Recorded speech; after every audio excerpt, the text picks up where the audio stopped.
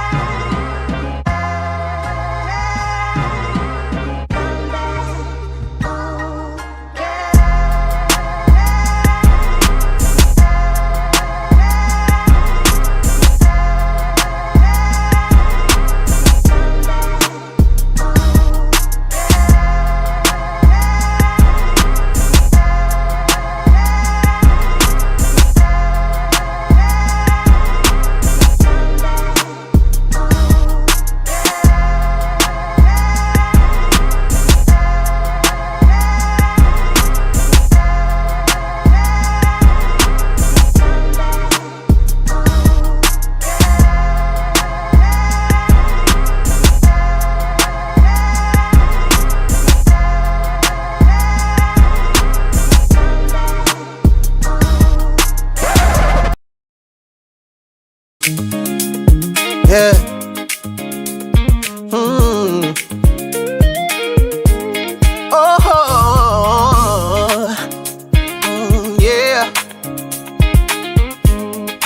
101.7 The How we gonna do this right here? It's your girl Jazz Tyler. We are officially tapped in, Truth Nation. Happy Wednesday. Thank you so much for joining us today. We got a special guest in the building. Mech, what's the word? What's going on, Jazz? Mech is back, y'all. Mech is back. Only for today. I mean, I've been in the back. I've been in the back. He been in the back, but I'm saying he's the co-host for today. Again, thank you so much for joining us. For those who are watching us live, please do not forget to like and subscribe to our YouTube channel, 101.7 The Truth. Follow us on social media at 101.7 The Truth and tap in MKE. Today we're going to talk about that debate. Let's talk a little bit about that debate that happened yesterday. I don't really know if it was a debate, to be honest. It seemed more so like a forum, right? Like, I don't personally feel that enough answers were provided. I don't feel like enough clarity was provided. I don't feel like citizens who are undecided were able to take something away and say, hey, you know what? I'm going to vote for this specific person. So let's get into it. Yesterday's Democratic debate featured candidates David Crowley, Barnes, Brennan, Royce, and Hong ahead of the August 11th primary. The debate focused on affordability, public safety, education, housing, healthcare, economic development. And my question today to you, Truth Nation, is did anyone actually earn your vote? Based off of the debate, quote unquote, that was had yesterday on Marquette University campus, is there anyone who has earned your vote strictly off of that conversation? We want to hear from you, 833-212-1017. Listen, again, this is my personal opinion. I feel like it was too short. I don't feel like an hour was enough time. It should have been 2 hours. And any debate that I watch typically is over an hour. So I don't understand the dynamics behind making it 60 minutes, especially when there's 5 candidates. I also believe that a lot of the questions that were asked has some biases. And the opening, moderator? yeah. When they opened the debate, the first thing was an attack at Crawley. First thing Was an attack at Crawley, right? How do you feel it was an attack? Because if we're, and I mentioned this the other day, my hopes for the debate was for them not to get messy or nitpick, but to provide real clarity and answers to the citizens of Milwaukee. So starting the moderation off with a question that is attacking a specific candidate, and that had absolutely nothing to do with the campaign, to me, it just seemed biased. Crawley did an amazing job with curving it and providing the answers that needed to be provided. Mandela was petty LaBelle yesterday. We was gonna come back in on that today. He was petty. I mean, he was really like throwing shots. The attitude to me seemed a little arrogant, very egotistic. It was pretty much giving Black Token the safe Black man for this seat type of vibe. I mean, he ain't been giving them vibes off to Black men though. Like I No. don't get like, okay, he cool. We should. He was like, hey, what?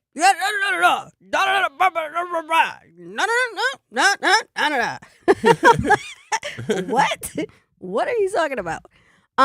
What I did notice was Hong was over there cheesing real hard at Mandela when he was speaking. Yeah, but it wasn't no direct attacks at her. No, it was giving that's my boo vibes. I don't know. I don't know, Meech. She was over there cheesing like, okay, I see you. Brendan, he had, I don't know, like to me, I can just kind of see right through him. Like, I don't know him personally. I'm not familiar with a lot of the work that he has done. But my overall take between him, Royce, and Mandela specifically is the fact that it's politics to me. It seems like it's all polished. Cringy. Exactly. It's all polished. No, like I can't cringy. Yeah. Like I don't believe you. you. Yes. That's exact. It's like I can't, like, it's all fabricated. And I feel like the citizens of not just the state of Wisconsin, but with the country overall is tired of these scenarios. It's like they lying without lying. Yes. Like, just lie. Just put the lie together. Yes. They dressing it up and making it look pretty. But if you don't even have to be in politics. If you follow politics, if you are a person who watch the debates, if you vote, then you know what I mean. It's a certain thing that they do where you know is full of crap. They're full of crap. But as a Black man, I think a lot of Black men really don't follow too much politics or get into the political thing because it's like you can't fool me. You know what? I don't need all that. I'm gonna disagree. The reason why I'm gonna disagree is because there's a lot of black men who are becoming business owners, and that affects their business. Politics affects their business. Depending on what district you're in, local and statewide, it affects your business. So I think I wouldn't say that I'm 50-50. So I would agree with you, but then I would challenge it by saying I think that more black men are becoming more familiar with politics. Yeah. I mean, I agree with that. We're familiar with it. Yeah. You know, and I don't want to speak for every black Yeah. man, but Yeah. it's more so, you know, that's where I'm coming from. That's my perspective. So it's like, you know, when I talk to my peers, it's, you know, they not really, you can't be, they ain't with all the hoorah, the this and that and this program and that program. It's about results. It is. And you know, people get swayed how they get swayed, but we know we comfortable at as a black man. Like Yes. it ain't like we gotta vote for a black man or gotta vote this way or that way, but it's just more so like we know where comfortability lies at. So I'm not opposed to like just any candidate. It's just more so like I don't need to hear what you plan on doing.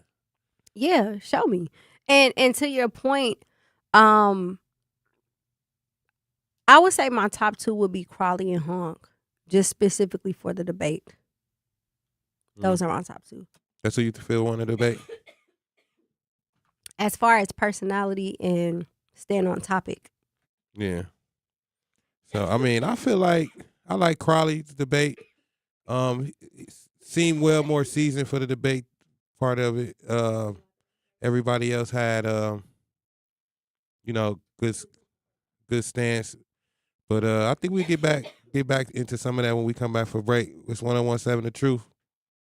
Life's better with American Family Insurance because we know you love working weekends. If it means working on your dream home, both inside and out. And we're here to help protect those dreams so you can enjoy peace of mind. Save up to 40% when you bundle home and auto. American Family Insurance. Get a quote and find an agent at amfam.com. Products, pricing, and availability vary based on where you purchase insurance and by state. Some exclusions apply. American Family Mutual Insurance Company, SI, and its operating companies, 6000 American Parkway, Madison, Wisconsin. Wherever there's a need in our communities, there's a United Way. Improving lives so everyone can thrive.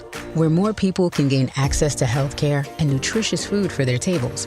Where more community members can benefit from financial education and get connected to local resources for housing support.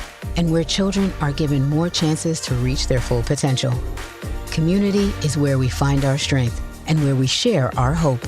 United is the way. Visit unitedway.org. Are people around me safe when I vape? Science does not support that belief. Exhaled vape emissions linger in the air, affecting indoor air quality and bystanders in the same space through secondhand exposure. Vaping emissions can also accumulate on clothes, hair, dust, and furniture, leading to exposure risks to bystanders of all ages. And vaping around a pregnant person can lead to serious health impacts on fetal and childhood development. Enough with the puff. Learn more at ul.org/vaping. My mom has decided to learn to paint, and she's good. My dad's now into creative cuisine, and I've already put on 6 pounds. Learning new things comes with age. My mom, she started forgetting my name and what we're talking about. Forgetting well-known things doesn't. Memory loss may be a sign of Alzheimer's disease. Early detection gives you and your loved one time to plan for the future. Learn the warning signs of Alzheimer's at 10signs.org. Brought to you by the Alzheimer's Association and the Ad Council. The possibility of lung cancer can be pretty scary, especially if you're one of approximately 8 million current or former smokers at high risk. That's why SaveByTheScan.org wants you to know that now there's a breakthrough low-dose CT scan that can detect lung cancer early, and it only takes 60 seconds. You stop smoking, now start screening. For an easy quiz to see if you're eligible, visit SaveByTheScan.org. It could save your life. SaveByTheScan.org is brought to you by the American Lung Association's Lung Force Initiative and the Ad Council. Reading aloud to children sharpens their listening skills, expands their vocabularies, and nurtures a lifelong love of reading. That's why Reading is Fundamental, the nation's leading children's literacy nonprofit, offers free monthly read-alouds by popular authors through its Rally to Read program. Visit rallytoread.org to watch the read-alouds and discover exciting reading activities for school and home. Visit rallytoread.org today. Rally to read!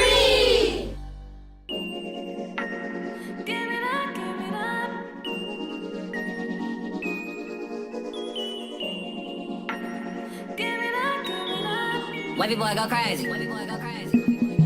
I need it more than my next breath. I do. Feel like drunk sex. You don't gotta give me pussy like this. Give me that, get all the tea. I'm tryna wreck my tea. More than my next breath. I do.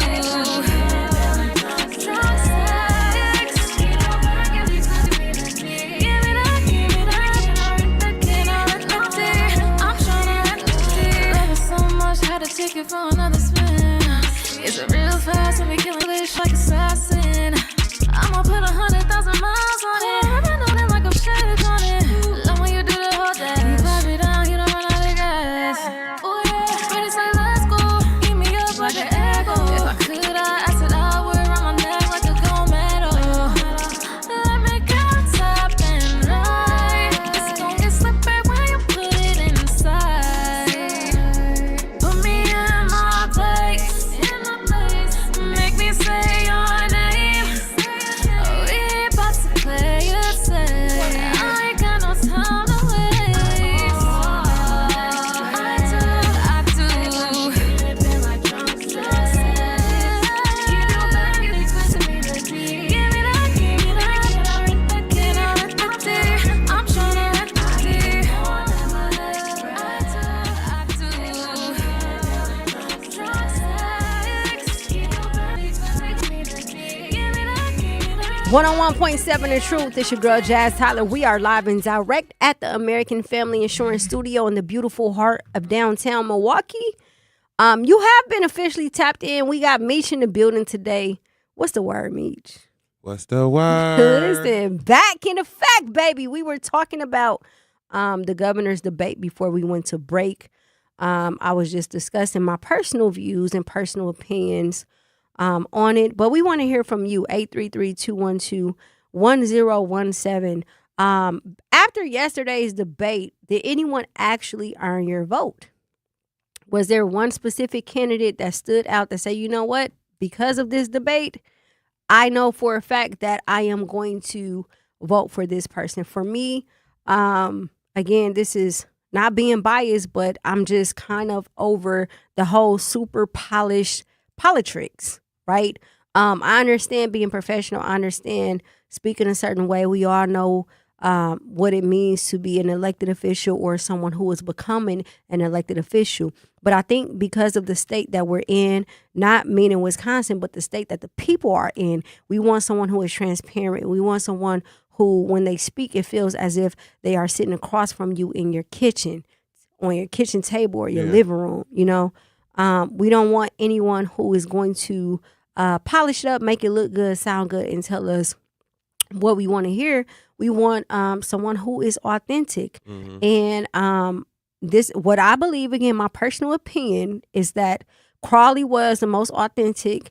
And when it comes to Hong, I feel like she's very passionate. I feel like she has a great passion for the people and for the work. Do I believe that she has the backbone to be the governor? I'm not sure. She has not convinced me. A lot of the things that Crawley said yesterday, I was reading some of the comments and they were talking about it was okay, debate for him, but he was being transparent. You want to ask me questions about taxes and all of this other stuff, and y'all say y'all want us to raise taxes for millionaires, but let's take a step back and look at the entire picture. Yeah, they all supported the taxing millionaires. Yeah, but his stance was, let's take a step back and see what the income looks like across the board, right? Because, and I get why he's saying that, because he's in Milwaukee County, and I'm almost positive that there are a lot of minorities who are also millionaires in the state of Wisconsin. So when you say things, who give back, who do things, and it doesn't mean that they shouldn't pay more. But again, a valid answer would be, let's step back and take a look at the picture on a broader spectrum so that we can understand what we're dealing with instead of just throwing out numbers. And I respect that. You can say, hey, I want to increase taxes by 8.65%, which is what Hong said. And right now it's 7.65%. Versus, hey, let's step back and take a look at it. When he first came into the debate, he mentioned that the data that was given, that information was incorrect as it pertains to Sarah Rodriguez. Yeah. So why should we trust any other data, right? Why should we trust whatever it is that's being laid Lieutenant out? Governor Sarah Rodriguez. Exactly. Yep. So again, that was one of his strong points. Brennan, like he had some good points, but he didn't have anything really that he was running off of. Like, it just sounded like rhetoric. It wasn't anything that was like, oh, yeah, that makes sense or this makes sense. It sounds like he was just saying whatever he needed to say in order to win the people over. Even with the closing statements, his closing statement wasn't convincing to me. Mandela, he was operating out of ego, in my opinion. He was operating out of ego, out of arrogance. That's how it came off.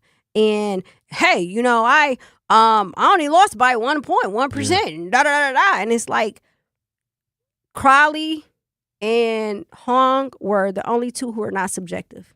Everybody else was I did this, I did that. What about the people? When you hear Crowley speak, he says we.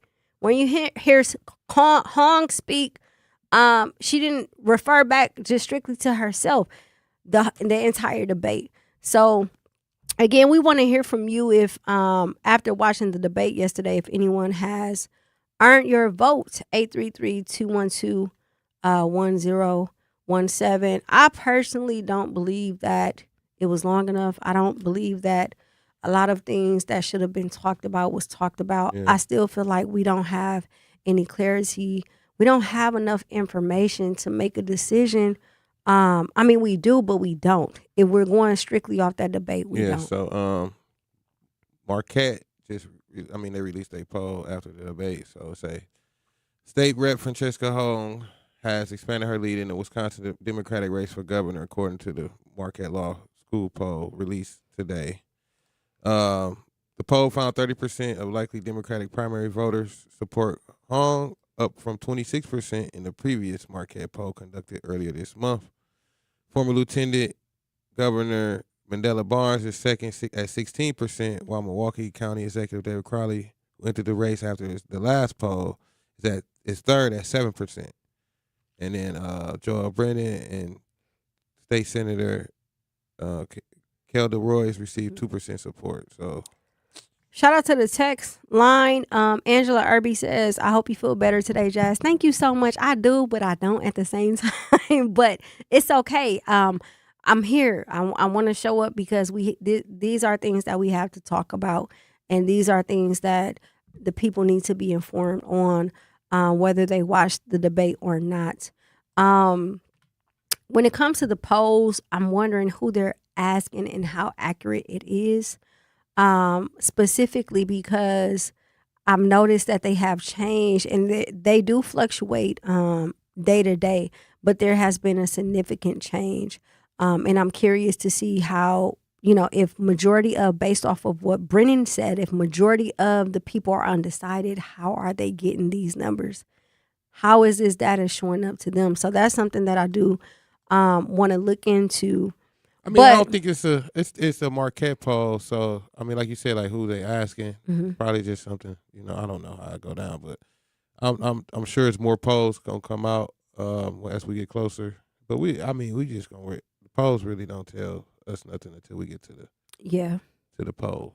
So, if you watched the debate last night, we want to speak to you. 833-212-1017. One of the questions that I pose is, the candidates who were speaking, can they help the average family sitting around at the kitchen table, right? The conversations, the things that they're saying, are these people who you would invite into your home to have a conversation with, that you feel like understands what you're going through. And again, we're not talking about just Milwaukee. We're talking about the broad spectrum of Wisconsin in general. Wisconsin is a state where it has the largest city, Milwaukee, and we all know what Milwaukee is like. Then you have a lot of farms, a lot of farmers. You have a lot of land. You have the resorts. You know what I'm saying? You have different people. It's not a state where it's geared towards just this rich, famous, you know, life, I've right? seen these candidates out here, so outside. So it's, you know, they doing different different interviews, different style interviews. Yeah. It's like they touching the streets more, putting their boots on the ground. So you know, we've been in the parade, stuff like that's what we seen. A few candidates to where it's like, okay, they not just in commercial. Yeah. You know what I mean? Not just in ad space. Yeah. They out here really campaigning. Yeah. Yeah. So, do you have a pick, Meech? Do or I have your a top pick? two? Dun dun dun. Dun dun dun dun. dun. Like I said, like, you know, we know who the candidates is. No, I don't have a pick right now. I mean, I feel like I'm leaning one way, Yeah. and then, you know, it just, you know, stuff come out. Yeah. But the stuff that come out don't really. It just be like that's all campaign Nonsense. fluff. Yeah. You know what I mean? So that we kind of, you know, I'll just say me. I'm kind of used to that. You know, something's gonna come out, some kind of scandal, some kind of fluff, something to screw somebody's campaign. You know, didn't think Dave would drop out so early after, you know, reports of Sarah Rodriguez ad, but him coming in, kind of, you know, I was, you know, kind of glad. You know what I mean? To be like, okay, cool. I am curious to learn more about the candidates' families, Yeah. their spouses. Yeah, I only seen Dave family. I've only seen Dave family, and the beauty in that is, LeBarnes got it. well, apparently he, you know, was messing with friend Jessica Hong, but listen, you ain't hear from me. Listen, I don't know. Did we get on our relationship? I'm just saying, 'cause, man, what? What happened? I mean, I don't know. I don't know. Allegedly. Shout out to Bailey. Barnes and Hong were having an affair together. Allegedly. But I'm eager to see the other people's spouses, because who you marry is important.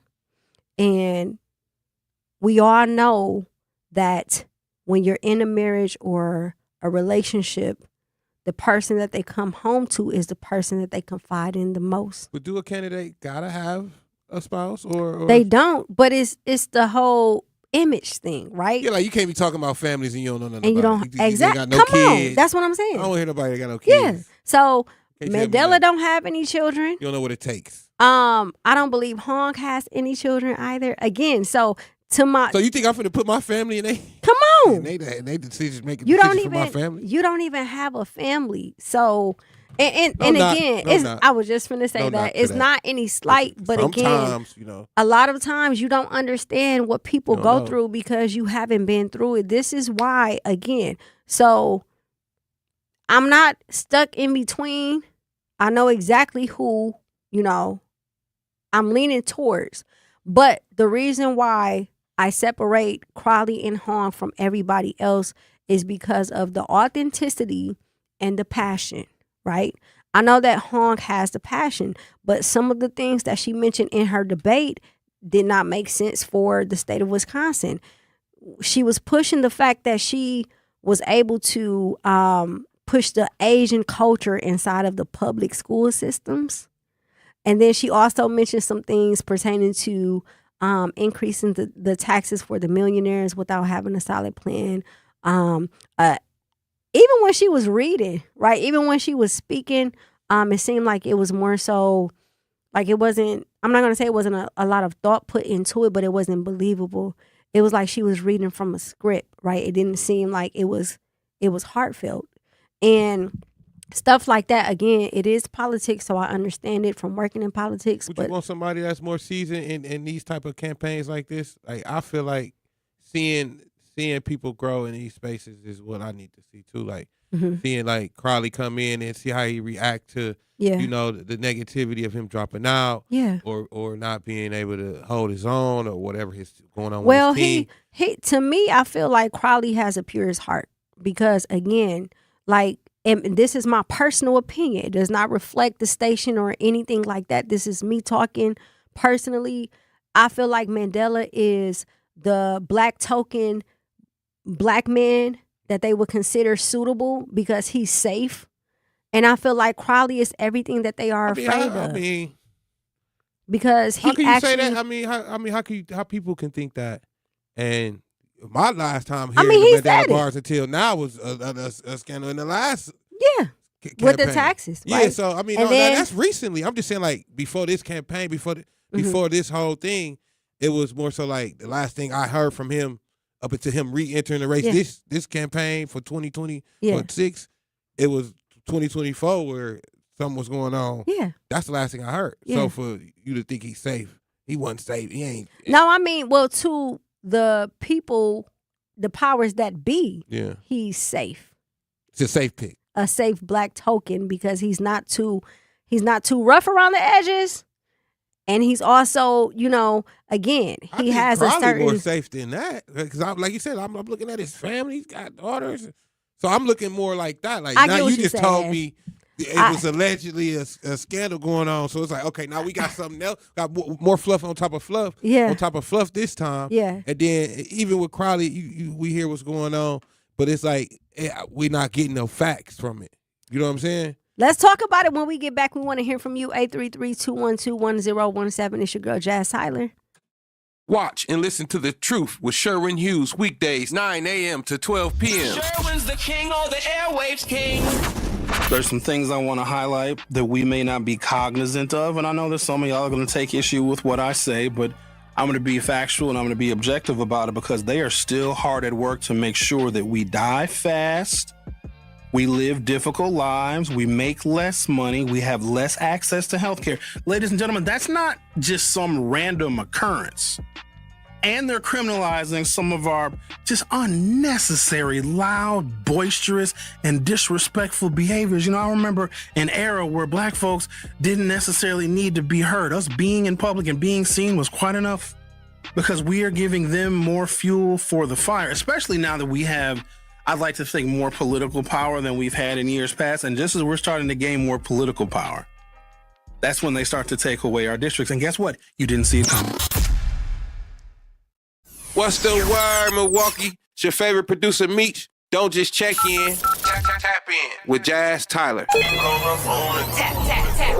We are live and direct Monday through Friday, 4 to 7 p.m. And I am your host, Jazz Tyler. This platform is for the youth, the voices of the city. We are here to remind the world that your voice matters. Hit us up, tap in, and let us know what's on your mind because the time is now. Tap in. Just want to really congratulate Mech on this very important venture that y'all on right now. I think it's real dope. I think it's real important, and I'm looking forward to listening to y'all. You know, usually I don't listen to talk radio at this time, but y'all is on here, and it's something that I'm looking forward to listening to, getting some real community on that in that space. Keep texting, keep calling, keep being you, Truth Nation. Milwaukee Black Talk, 1017 The Truth. Wake up to Truth in the Morning, 7 to 9 a.m. Again, I'm the legendary Home Blow, along with my girl, Bailey Coleman. True Nation, we want to hear from you. 833-212-1017. Truth in the I Morning. love you, baby. I just love the different talks, how y'all mix it up. Truth in the Morning. As a community, we have to take a deeper look at our family, at our friends, and ourselves, help other people heal, be kind to people, be concerned about people's well-being, and I love you all. You all have been rocking it out. Salute. God bless. Wake up to Truth in the Morning, 7 to 9 a.m. 101.7 FM. The Truth. Homer and I will be the new morning show. Truth in the Morning. On the award-winning 101.7 The Truth. We'll see you tomorrow. We'll see you tomorrow. Love y'all. We'll be black. So don't change your dial. You're listening to 101.7 FM, The Truth of Milwaukee.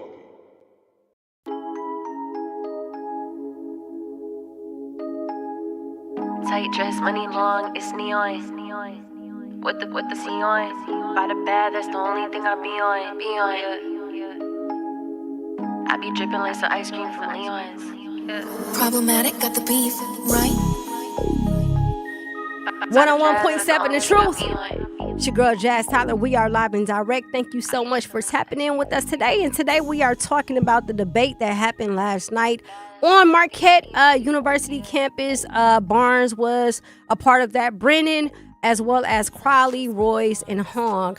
Prior to us going to break, we were giving our own personal opinions. And when I say we, I mean we got my main man in the building, Mech. Mech is on today.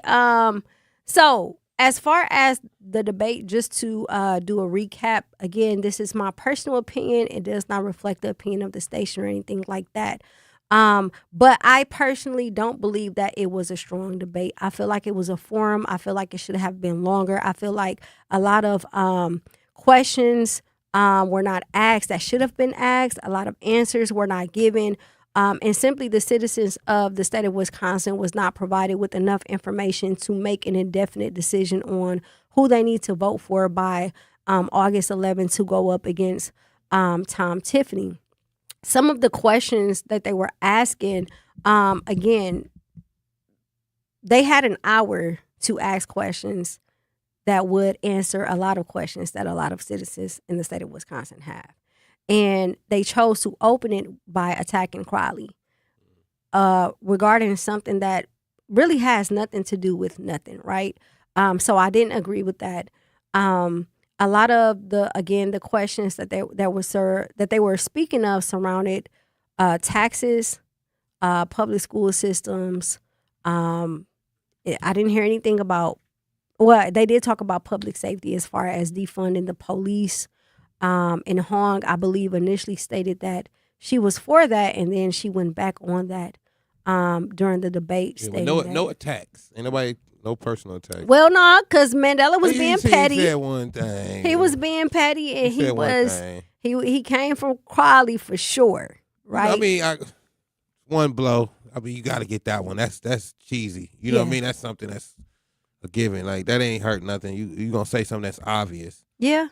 Yeah. Oh, you reiterated the rate? Like, bye, man. Yeah. Bye, man. Sit down. But I also believe that before we went to break, we were talking about the fact that I felt like Mandela kind of give off that safe vote. Like, oh, he's a safe black man that we can vote for, whatever the case may be. And the reason why I say that is because of the way he comes off. He comes off with this arrogance. He even mentioned it during the debate last night that he has no relation. He cannot relate to a lot of people. Doesn't matter what ethnicity, he can't relate to them as it pertains to struggles because he didn't go through that. And it's not to say that that's wrong, right? If you come from a good household, you come from a good household.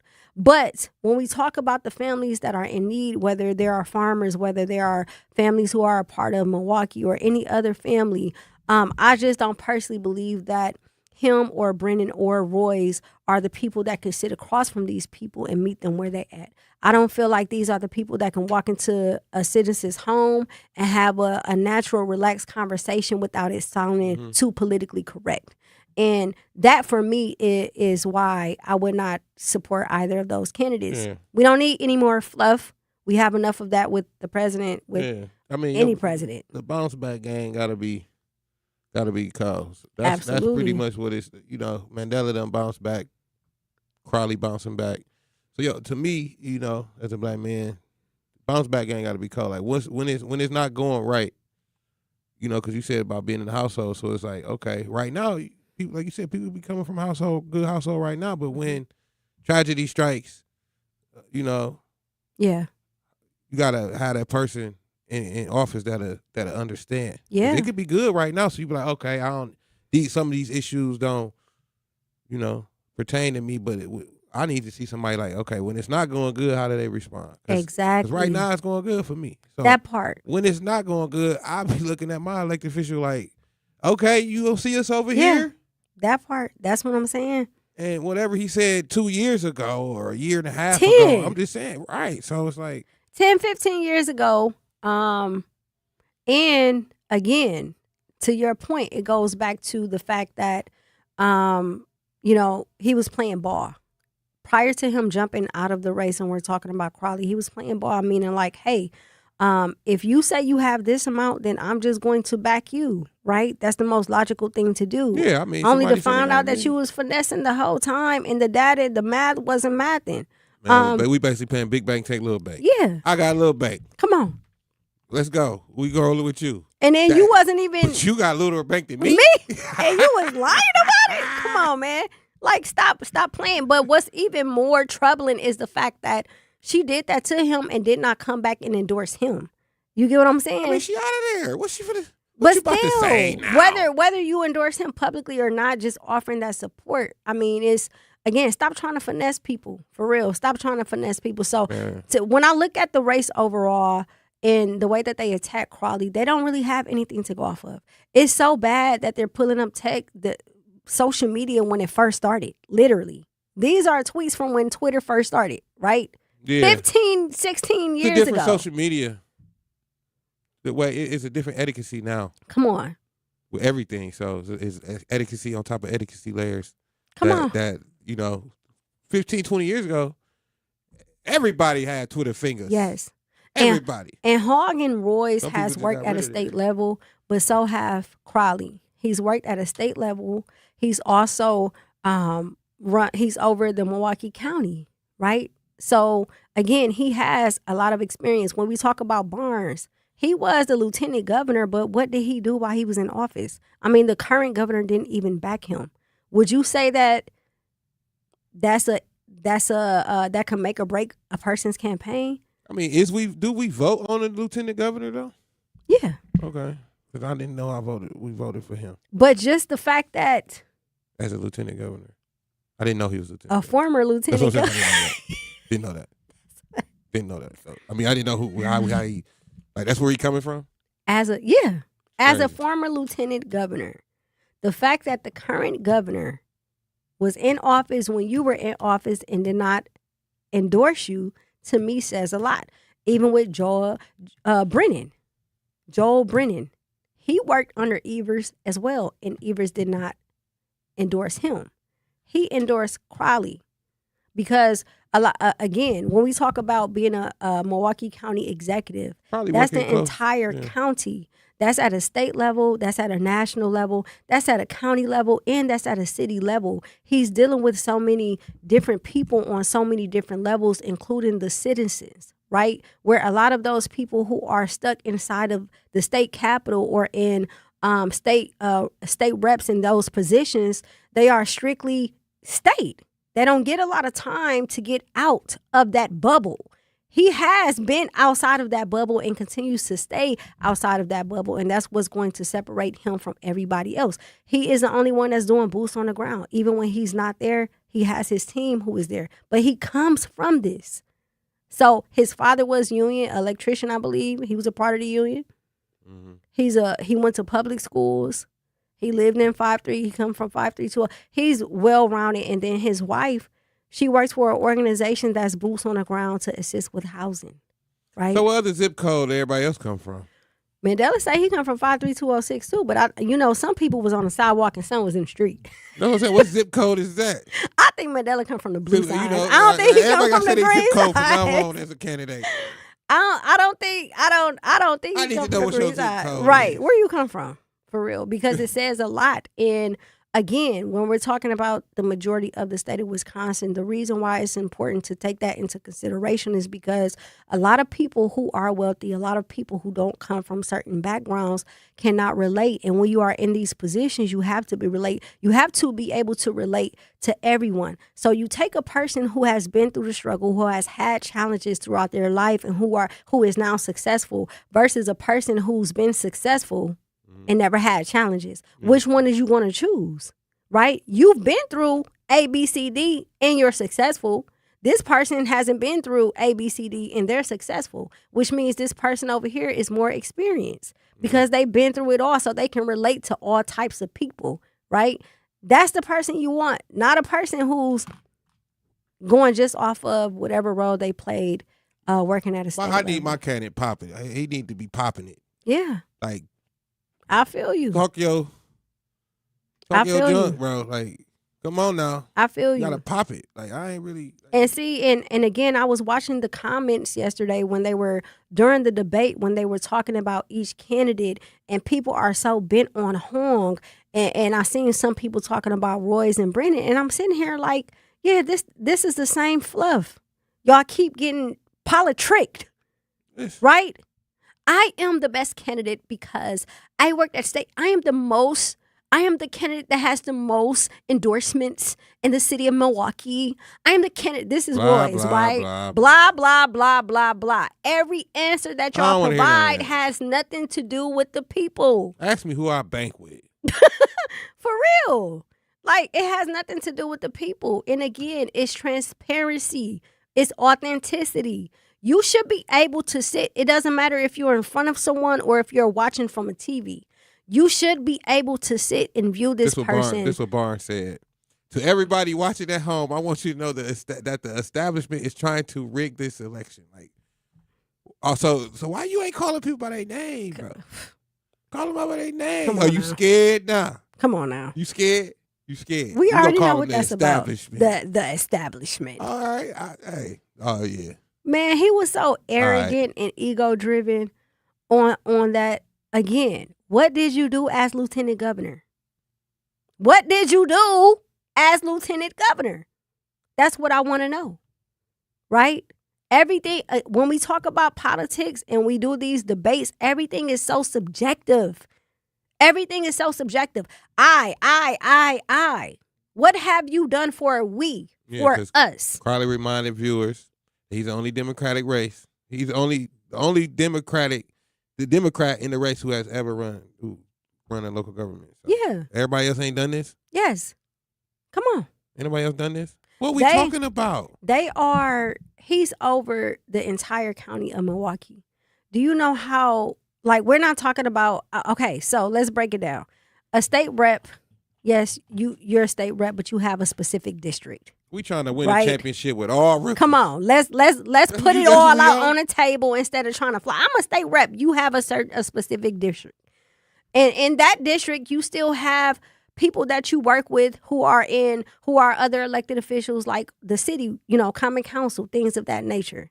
When you're dealing with an entire county, it's a different layout. There's so many different layers to it, right? From parks to health.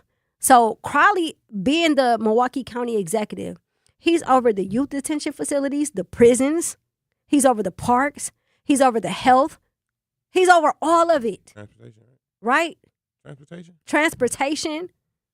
He checks all the boxes when it comes to these things. State reps, yes, they have certain due diligence, and yes, they are supposed to do certain things at a state level. But to his point in the debate, if you popping your stuff and you talking about, I worked as a state rep and I'm sitting in this seat, but the money and the funds that you have and the resources you have has not trickled down to your district, that means absolutely nothing. What have you done in that seat? That's what I'm saying. I don't care about the titles. I don't care about the accolades. What have you done this entire time while you have been in your seat?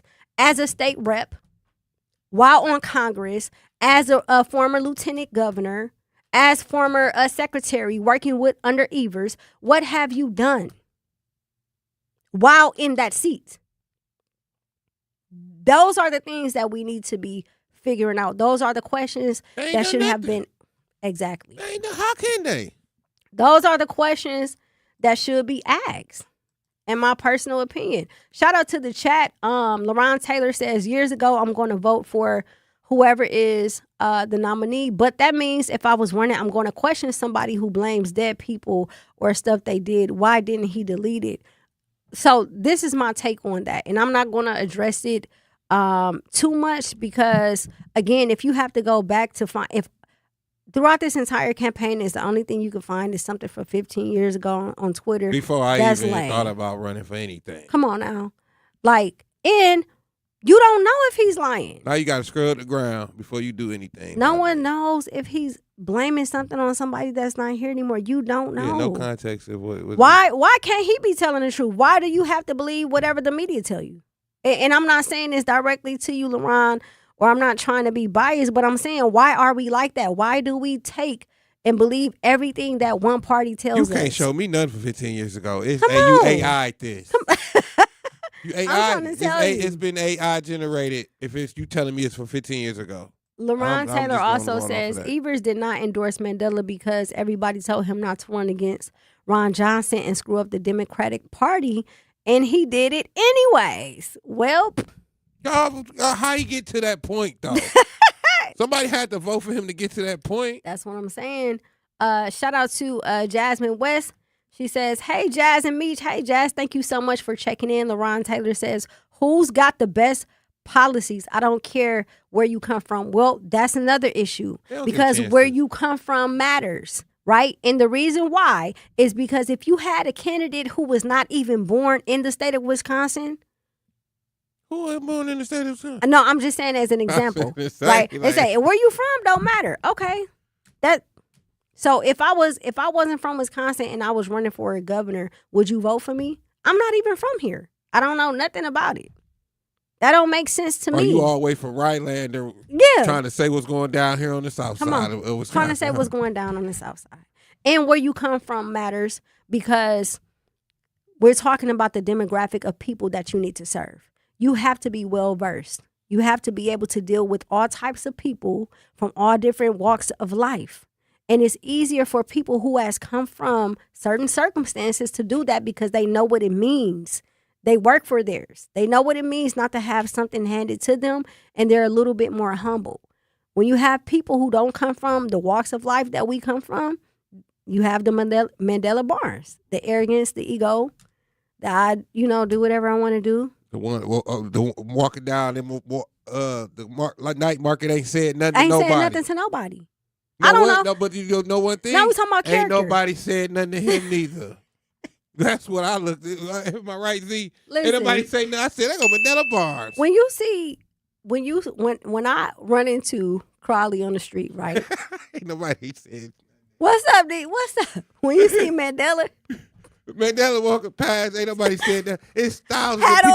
Hey, how you doing? It's thousands of people at the night market. Come on, man. We talking. Ain't nobody rushed to say nothing to him. And let's not forget character, right? We're talking character.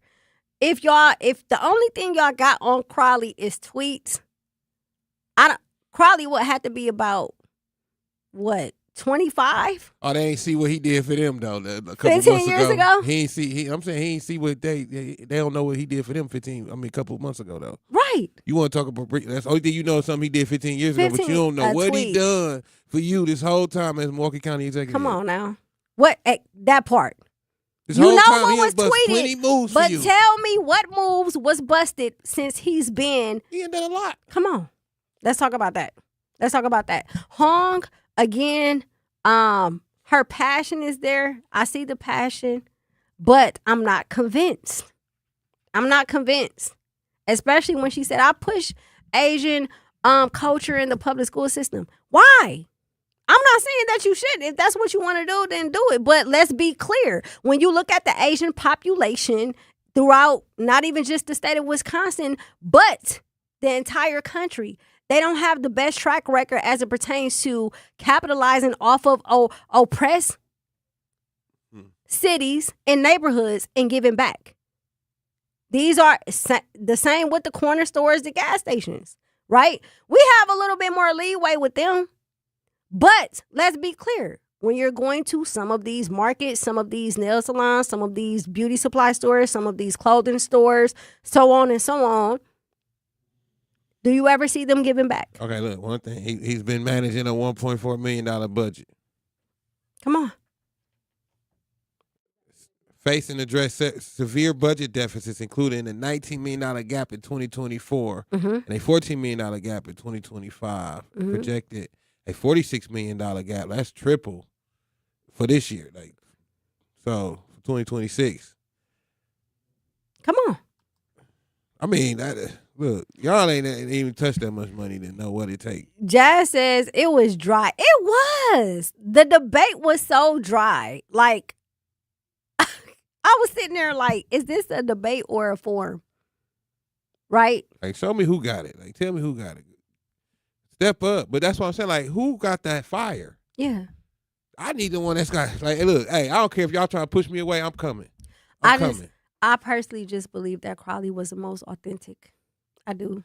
That counts. I feel like Hong was the most passionate, but Crowley was the most authentic. You're asking him for questions about what he would do when he's telling you, hey, y'all keep saying raise the taxes for the millionaires. I get it. But let's assess everything first. Yeah, Put the numbers in front of me brownie first. points, though, Josh. You should have.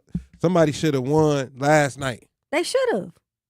But to be fair, those questions that the moderators asked was not strong to me. Yeah. Like it was very mediocre. And if you were expecting clarity based off those questions, anybody who's been a part of these type of events, you're not going to get them. When he opened with the first question, I could see right then and there. This is not going to be lucrative for the citizens in the state of Wisconsin because the questions that need to be asked are the questions that they were asking was stuff that the public had already knew.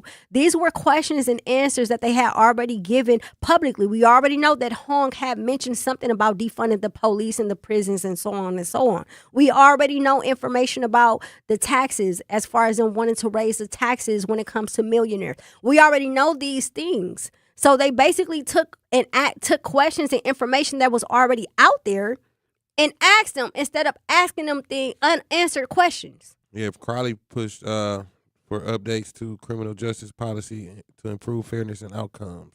Like, I'm going to be honest. The fact that I respect Hong and her passion, but when she lead with, my parents are immigrants and I push to get to the Asian culture inside of the public school systems, all of these things to me, and I'm not just saying this because I'm a black woman, but however, 50% is that. This has nothing it's not relatable to the demographic in the state of Wisconsin, mm-hmm.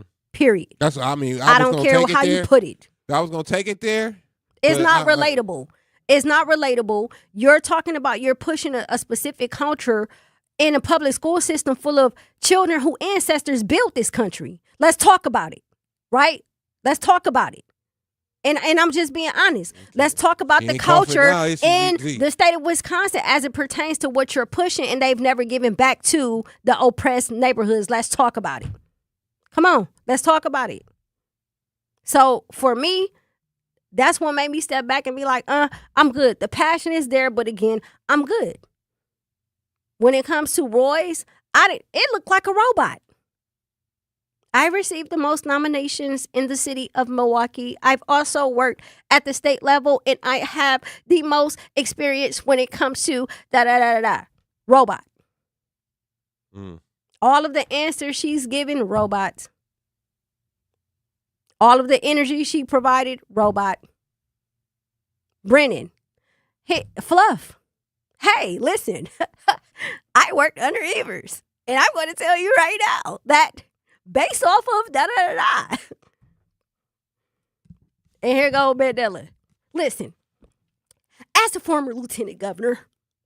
Like that means, that's what I'm saying, like that really don't hold no weight, boss. Because you ain't do nothing in that city. I didn't know we actually voted for him. Come on now. Like, come on. I didn't know that don't hold too much weight around. Come on now. Because I didn't know Sarah Rodriguez was in her position until she just pulled the move she pulled. Meech. LaRon Taylor says, I met Brennan on Monday and I told him in order for him to stand out, he needs to say he has a pathway for economic development in the black community. He didn't say any of that. Nobody else. Nobody did. Right? Nobody. Crowley came in strong, man. I'm not going to lie. When they tried to cut from him, he said, I am not an established candidate from the Democratic Party. I am somebody who comes from struggle. Hello. This is what I come from. And he's not shying away from who he is. So if say Tony endorsed Mandela, will he be the established one since he was already in the position? You was already in the whole nother governor election. I'm just saying. You more of the establishment. I'm looking at character. If it is true that Hong and Mandela was having an affair, that goes against both of their characters to me. If you look at the track record when it comes to Barnes and taxes and his previous relationships, he does not have a good character to me, period. He just mad Tony didn't want to bump with him. Come on now. We got to go to break. Let's talk about it. 833-212-1017. We are talking about the debate. It's your girl, Jazz Tyler and Digi Meech. For 250 years, our armed forces have bravely served America.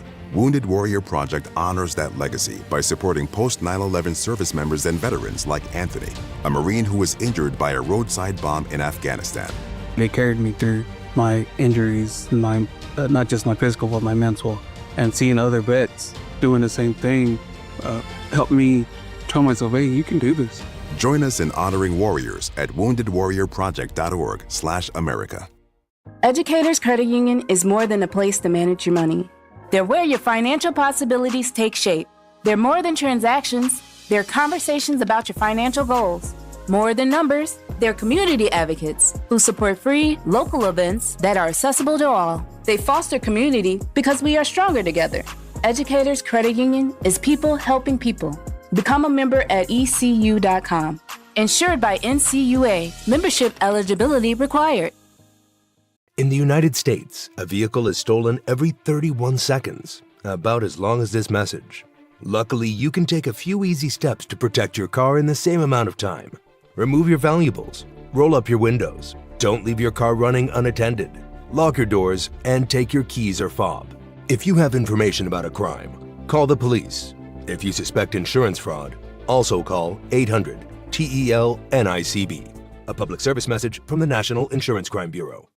At Milwaukee College Prep, we believe brilliance lives in every child. Here, students are challenged, supported, and celebrated every single day. With small class sizes, dedicated teachers, and a proven track record of academic excellence, MCP is helping Milwaukee kids reach their fullest potential. Enrollment is still open for grades K-3 through 8. Spaces are limited. Apply today. Give your child a school where they'll thrive. Visit mkeprep.com or call today. Milwaukee College Prep, brilliance lives here. Babes, what are you doing? What? I'm just mowing the lawn. No, it's blazing hot and dry out here. Don't you remember? Smokey Bear says. Avoid using power equipment when it's windy or dry. Where'd you learn this? Oh, it's on SmokeyBear.com with many other wildfire prevention tips. Right. Thanks, honey bear. 'Cause remember, only you can prevent wildfires. Brought to you by the USDA Forest Service, your state forester, and the Ad Council. When a warrior faces adversity, he fights through it. He finds a way. Freedom isn't free. Rolling strong. Belief. Believe you can, and you will. Wheelchairs for Warriors provides mobility solutions to veterans and first responders injured in the line of duty. Join the mission and visit wheelchairsforwarriors.org. Milwaukee Black Talk lives here on 101.7 FM and 1510 AM, W269 DL Milwaukee, and WGKB Waukesha. Hey. Yeah.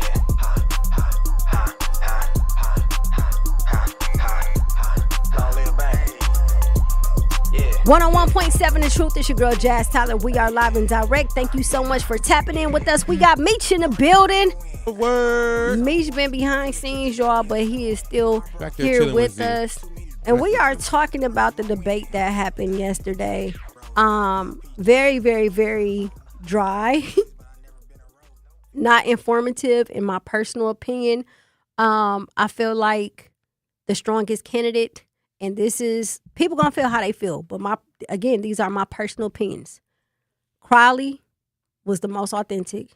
Hong had the most passion. Everything else was fluff. Everything else was politics per usual. Everything else was politics. Everything else was, let me paint it and make it look good, but and make it sound good. What I want us as a people to do is to be able to look past the fluff. Right? It's only so much fluff I can take when I know the situations at hand. And when I talk about the situations at hand, I mean the citizens around the state. There are people who are actually going through stuff.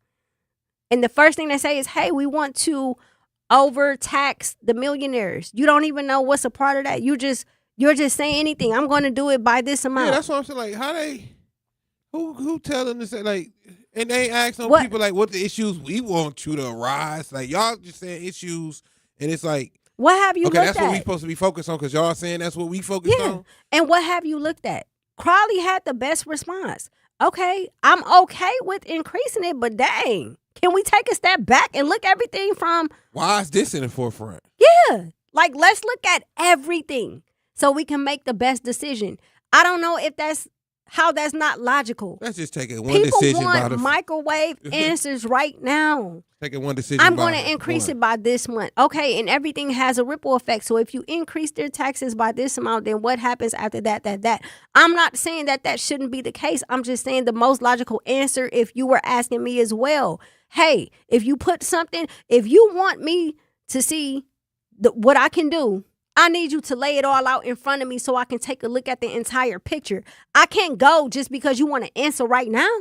Like he said, that hasn't happened since Tommy Thompson was governor. They have not stepped back and looked at the numbers. None of that. Anything pertaining to that since Tommy Thompson was governor. But everybody missed that part. That means that the system has not changed. The way that they do things has not changed. These are things that we have to pay attention to instead of being in our feelings, expecting microwave answers all the time. We want a microwave answer because we need some. Okay, we understand. You got to vote by August 11th. But do your due diligence. Pay attention to what's being said logically, not emotionally. Mm-hmm. Stop allowing these people to play on your emotions. If no one has taken the time to look at this matter since Tommy Thompson was governor, and the comment he's giving you is, I need to step back and look at it, the entire thing. He's trying to assess it properly so he can make the best decision.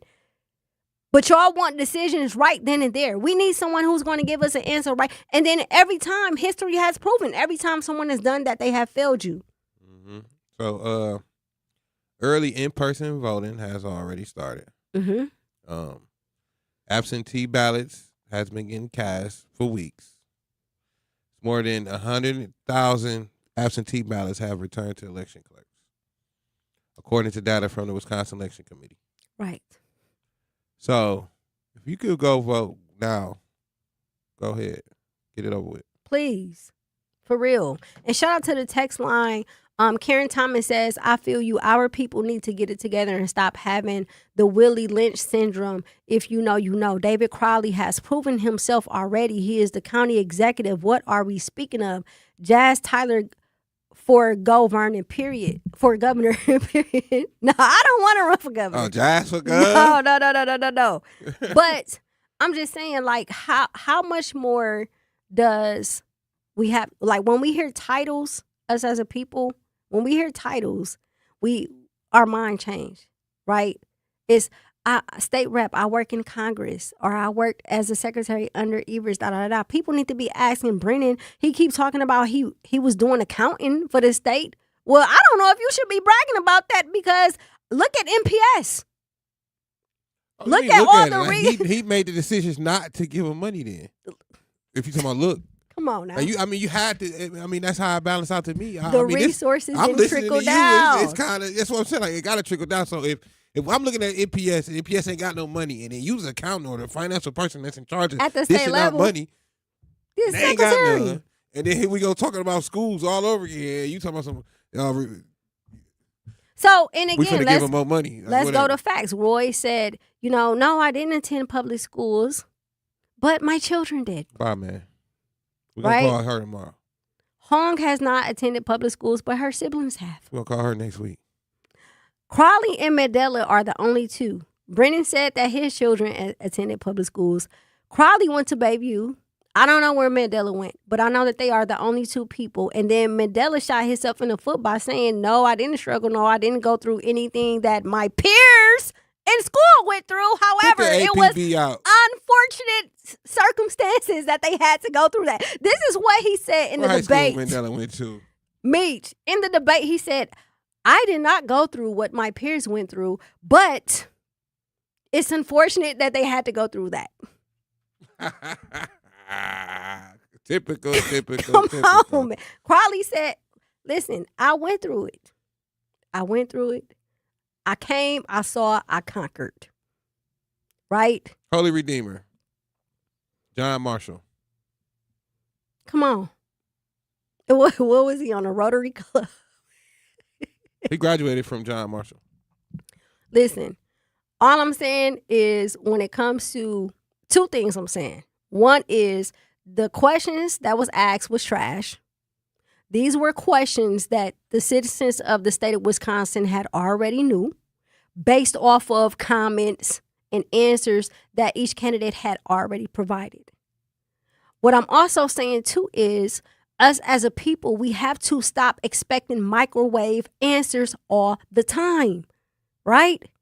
You want somebody to tell you what they're going to do right then and there, but first of all, you haven't even checked their track record to see if they're even qualified. Just because they have that title don't mean nothing. It's a lot of state reps who ain't did nothing since a lot of them.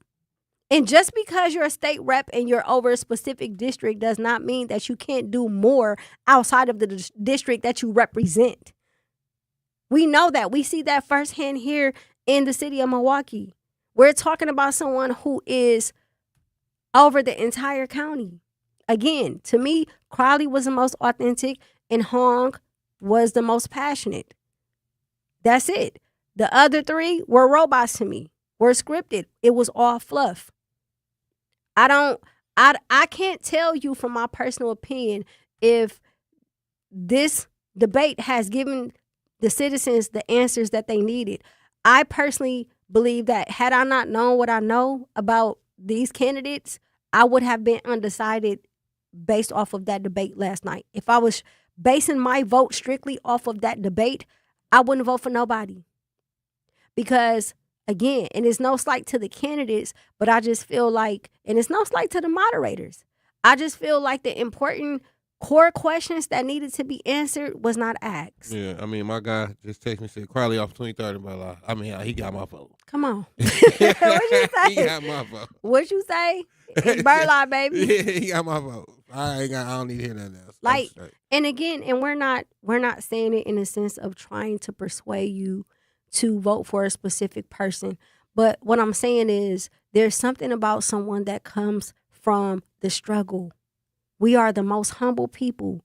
We are, especially when you become successful, because you've experienced every type of person. You've been around every type of person. You've been around people that don't really have a lot. You've been around middle class. You're currently around people who are, millionaires and billionaires. You know how to maneuver in every room. Versus people who are put into success or held back from specific cultures because of their culture. And then they don't get to experience what it's like. I seen Tom Tiffany at Juneteenth and not Mandela Barnes. Listen, and he talking about just, what are you going to do with the surplus? I'll just give it back. Boss, it don't work like that. That is the easiest solution that you got. It don't work like that. Give it back. Though. It don't work like that. Like, come on, Meech. It don't work like that. You can't. We don't get money. For one, we don't give money back. I'm gonna tell you that word. Money is the only. We don't give money back. Come on. That's the last. It's a lot of stuff that's going on between early childhood development, between the school system, between the housing. Like, it's so much stuff. And you talking about getting some money back. And you talking about getting. And we understand that again. We already underfunded.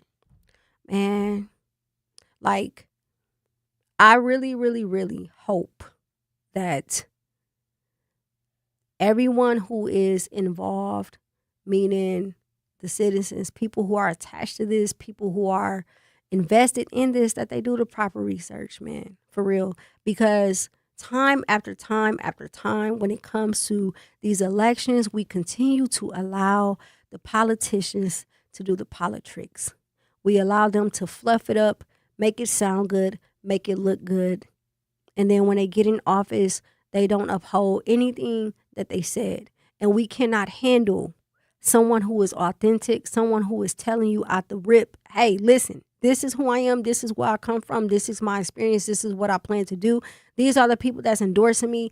Nothing else. This is what you see is what you get. But no, we've been trained to just take whatever looks good. Oh, that looks good. That sounds good. Yeah. This is not the state that we are in as a people in this state of Wisconsin. That's not what we need. We don't need that. We need someone who gets it. I mean, we just gonna be. I feel like we just, if we don't pick the right person, we're gonna be in the same position we always is, trying to figure it out a couple years from now again. And who we gonna vote in? It's like you gotta come on, man.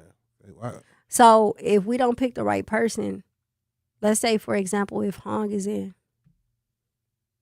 I don't think a lot of millionaires would keep their businesses here. And let's be clear, you can raise the taxes, but at the end of the day, their businesses are assisting with the economic growth. Mm-hmm. So these are things that we have to begin to talk about. Shout out to Guru. He says, Crawley authentic. How you feel, Crawley, the only one not wanting to raise taxes on the millionaires? He didn't say that. He didn't say that he was against it. He said that he was for that, but what he needs to do is he needs to look at the numbers. He needs to have all of the information in front of them and assess it properly so he can make the best decision. To me, that is logical versus someone saying, hey, it's 7.65 now. We need to raise it to 8.65, right? You don't even know who the key players are. You just moving the chess pieces on the board. You're not even paying attention. For real, you're not paying attention. But to answer your question, Guru, he didn't say that. He said that he needed to assess it. Guru also said, Crawley done politrick, y'all. We need to move on from identity politics. You can't tell me that he politricked me because I seen the man do the work up close and personal, period. None of these politricks can politrick me. I've been in politics for too long, right? At the end of the day, when we're talking about what needs to be done for the entire state of Wisconsin, we're not talking about who we like and who we don't like, because truth be told, at the end of the day, no matter how anybody feels about anybody, it's about who's the most qualified. That's what it's about. Who is the most qualified? Okay, you're a state rep. Okay, you are a county exec. Okay, you're the former lieutenant governor. You used to work under Evers as a secretary, and you work in the state assembly. What have you done in your current position? The titles matter because that shows us what you've done previously. Yeah. What area of expertise But that you got. it don't matter to a certain degree. It don't. Because if you can't, it's like being a manager, right? But you suck at your job. You're not managing nothing. You ain't doing nothing. So are you really a manager? Or your employees off to the wayside. Exactly. I want to know, what have you done in this role as it pertains to what you say you're going to do? Have you already been working towards that? If you haven't, then why would I vote for you?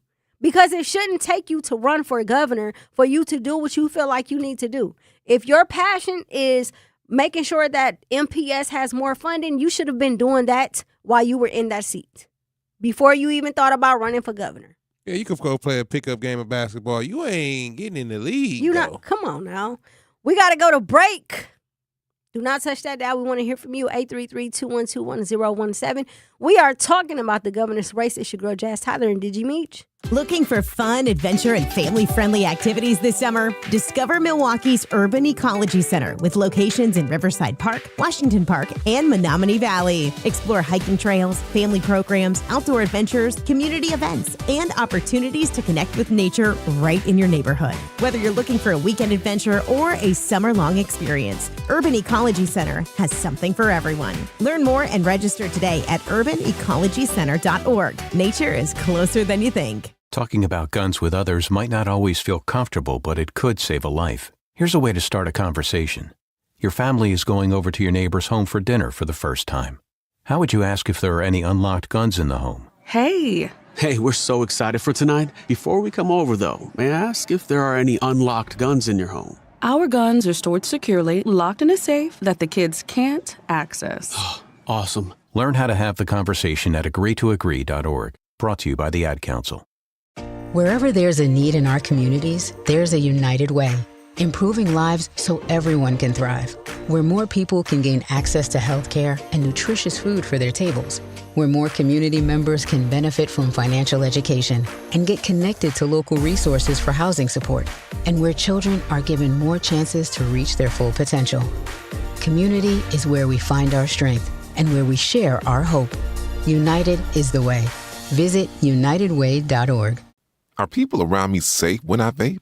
Science does not support that belief. Exhaled vape emissions linger in the air, affecting indoor air quality and bystanders in the same space through secondhand exposure. Vaping emissions can also accumulate on clothes, hair, dust, and furniture, leading to exposure risks to bystanders of all ages.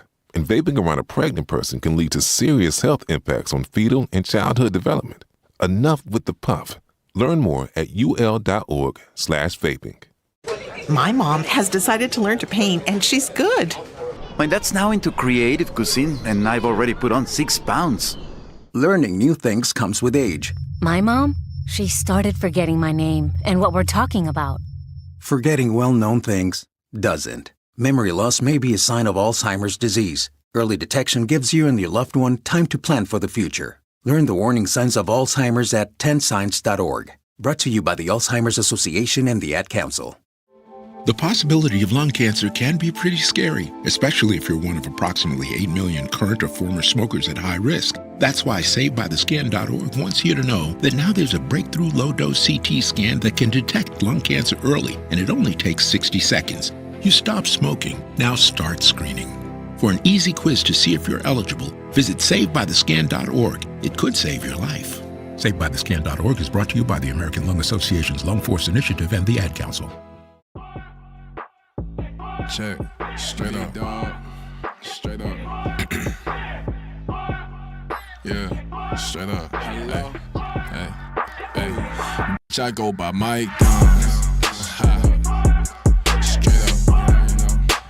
101.7 The Truth. This your girl Jazz Tyler Digi Meech. We are live and direct at the American Family Insurance Studio in the beautiful heart of downtown Milwaukee. Today we are talking about the debate that happened yesterday at Marquette campus at 7 o'clock with Brennan, Crowley, Barnes, Royce, and Hong.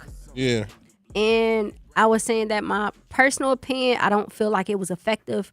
I don't feel like the questions that were being asked were questions that the citizens of the state of Wisconsin needed to hear.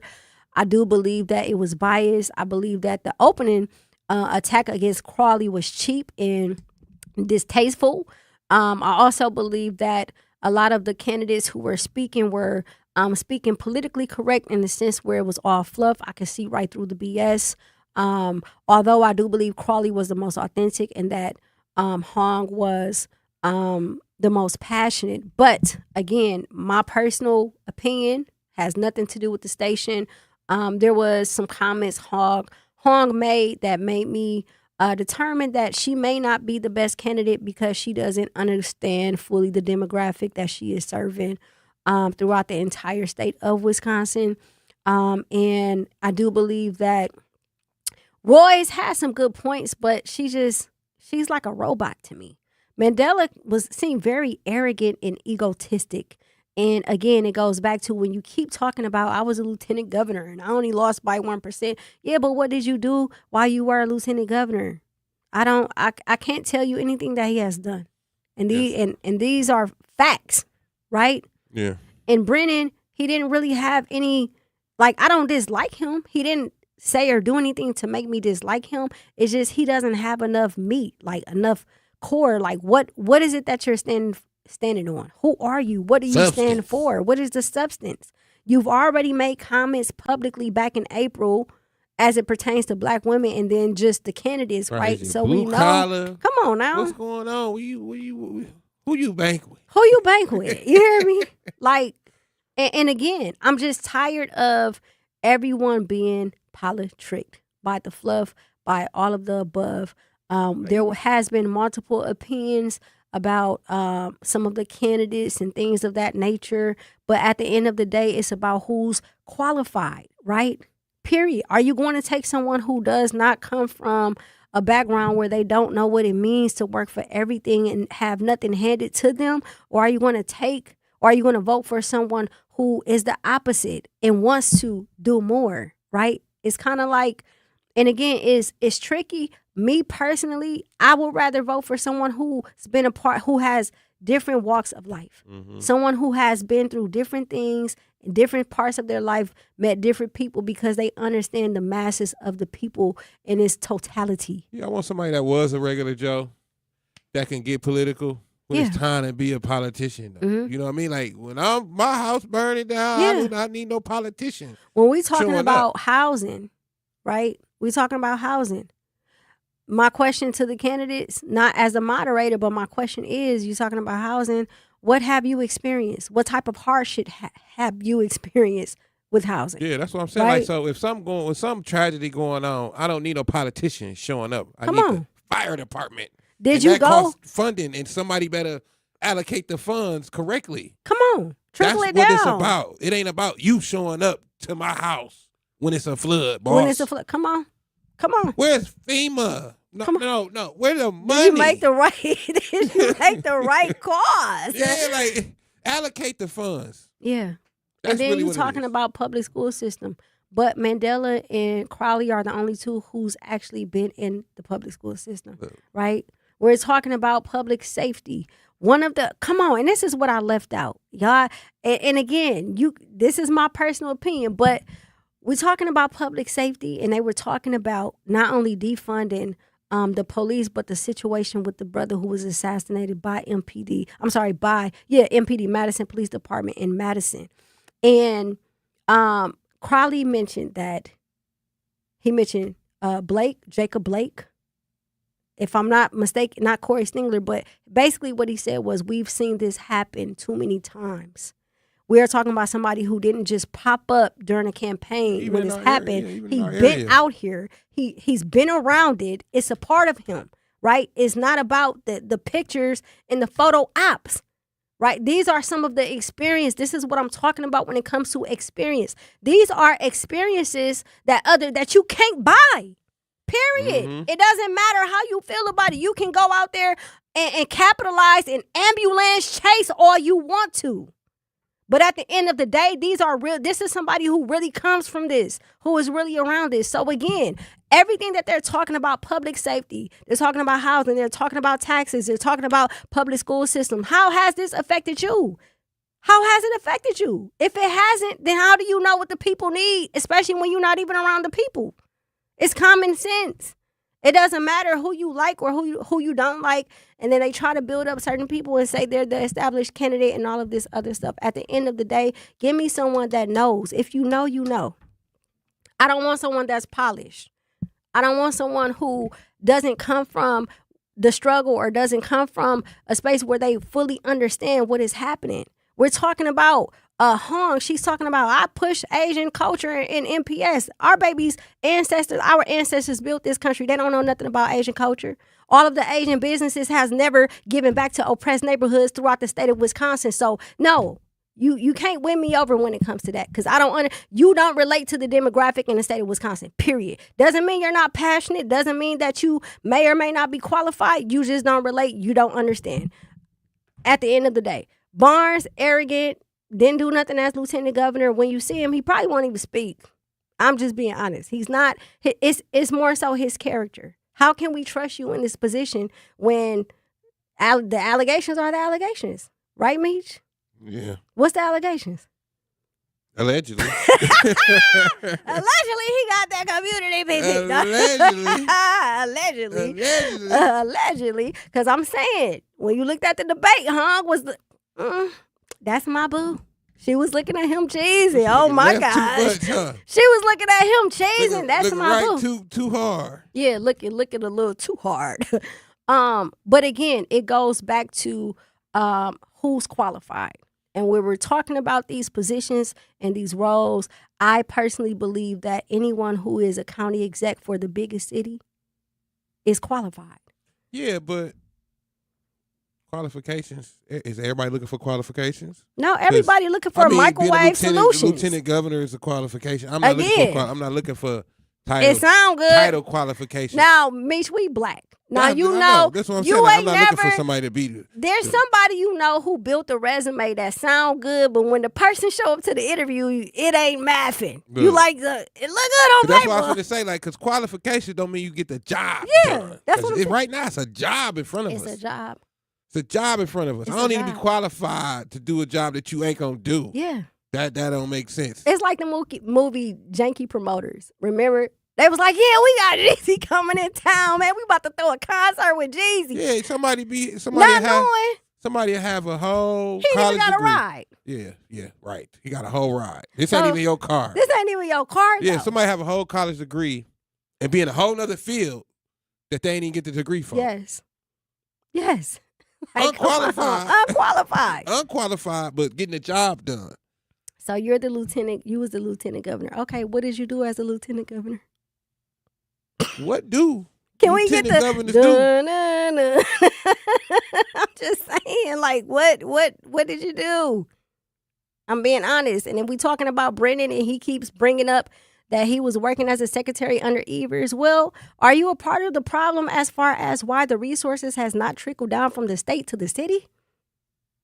Are you? What happened? I'm just saying. Shout out to the chat. Guru says he said he will look for a holistic approach. He's talking about Crowley. He did say that he would look for a holistic approach. And you know what? I'm okay with that. I'm okay with that versus somebody just telling me, blurting out there what they're going to do. We already know that data and the information they give us is not all correct all the time. So as someone who has been around data, who does deal with data, that will be my answer as well. What he said was, let me step back, assess it, look at everything to its entirety because it hasn't been done since Tommy Thompson was governor. That's the part that people keep missing. Mm-hmm.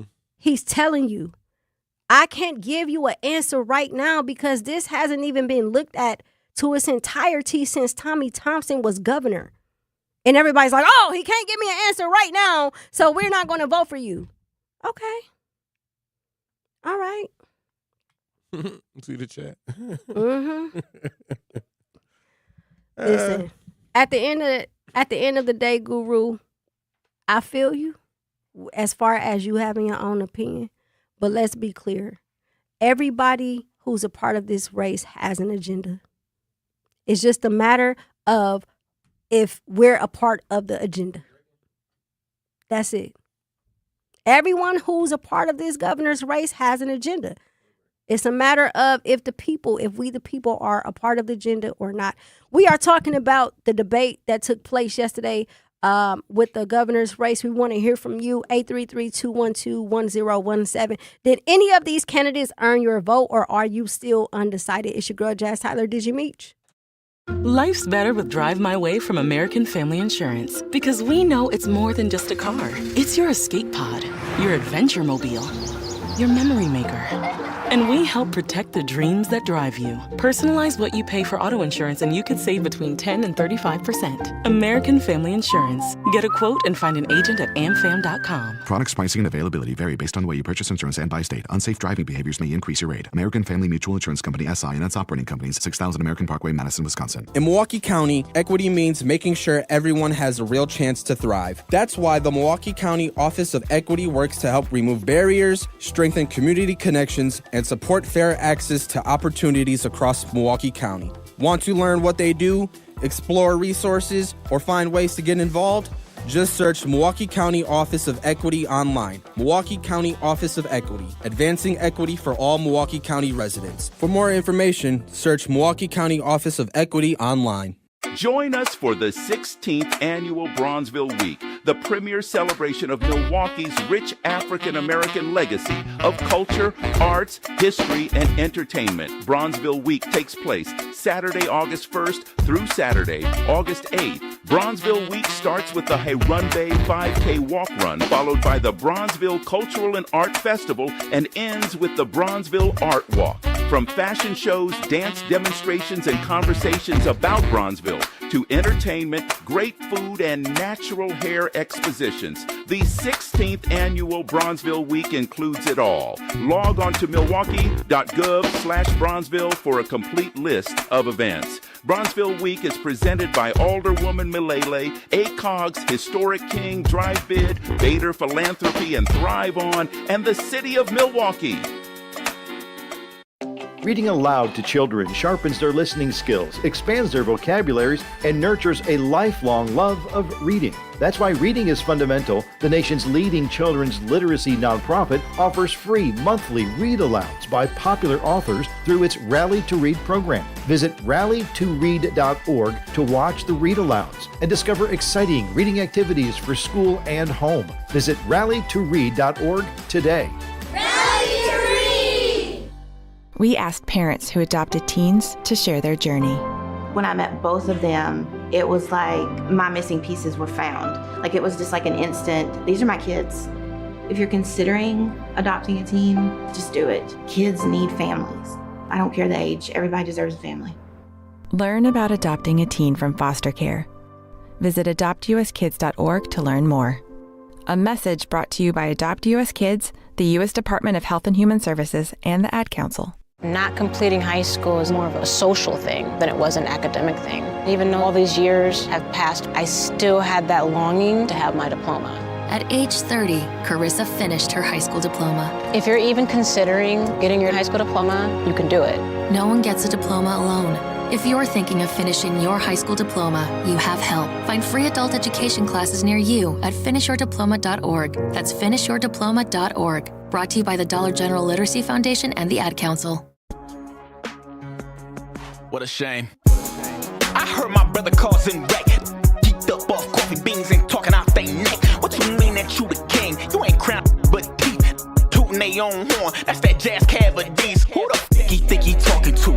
Spilling water by the verses, about to mop them too. Treat them like a gallery. I hang them and then walk them through. Trying to prove a point. Got some jazzy joints. Not enough door knockers full. That ain't hitting like mine hitting. I'm like Mech, you like Chris, your ain't spinning how mine spinning. I may eat it, you believe it. My type sinning ain't your sinning. I'm like Brady, you like Peyton, your type winning ain't my winning. I'm really good at aim, you know it. Think he dizzy, must be dizzy from that halitosis. I've been joking, no composure. You would hate me when I'm focused. Singing about them Newports until I leave them smoking. Hey! Stop playing with me, boy. You know what it is. Big two-faced, big two-headed goat. You know what I'm saying? Respect the house.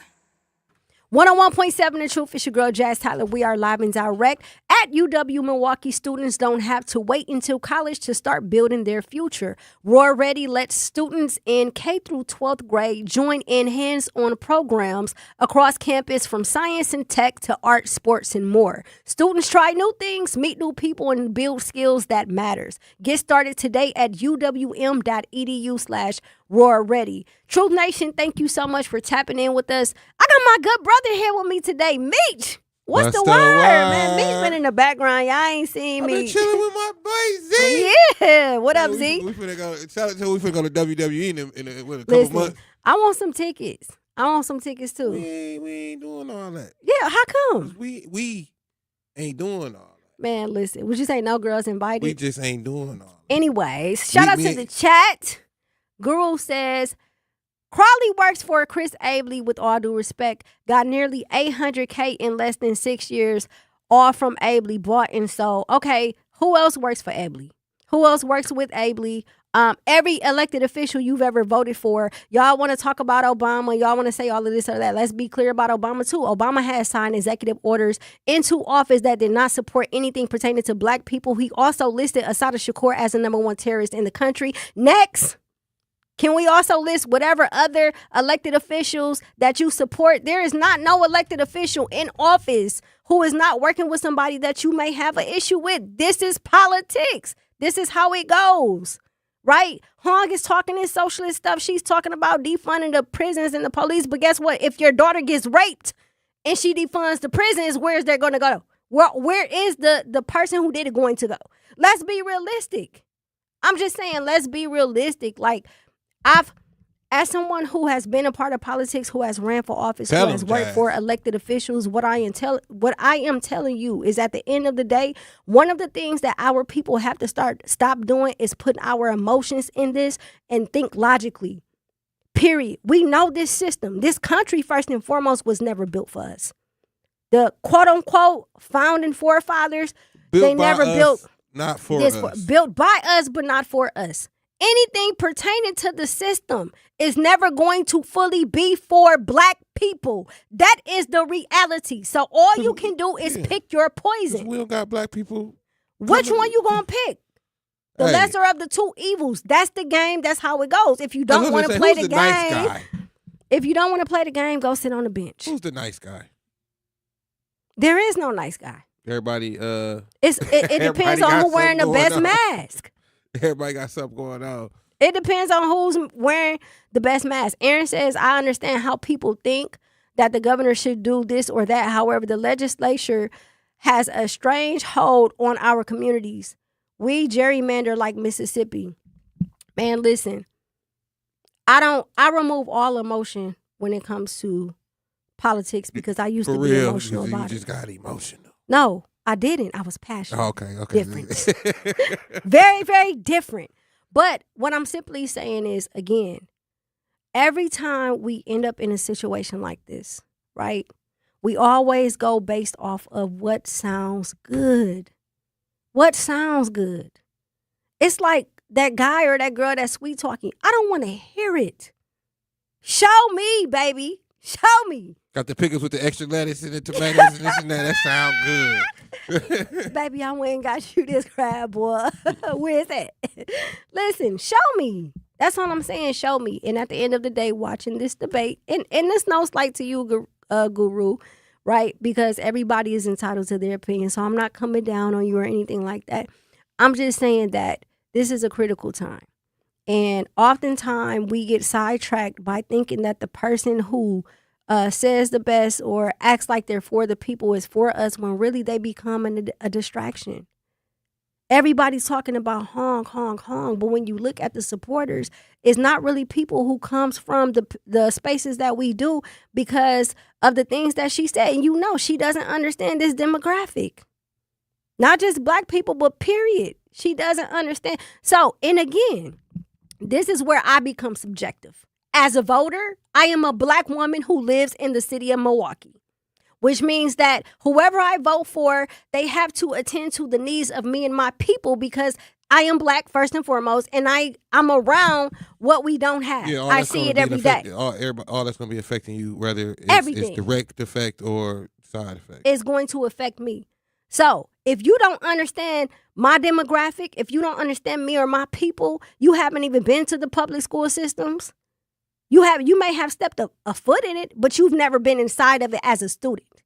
You've never gone through housing stability. You've never been in situations in houses where you had to decide if you was going to pay for your rent or your heat. And that's why I said, as a black man, too, like, where I be coming from this perspective, it's just like, what is y'all saying that's getting my attention? Come on.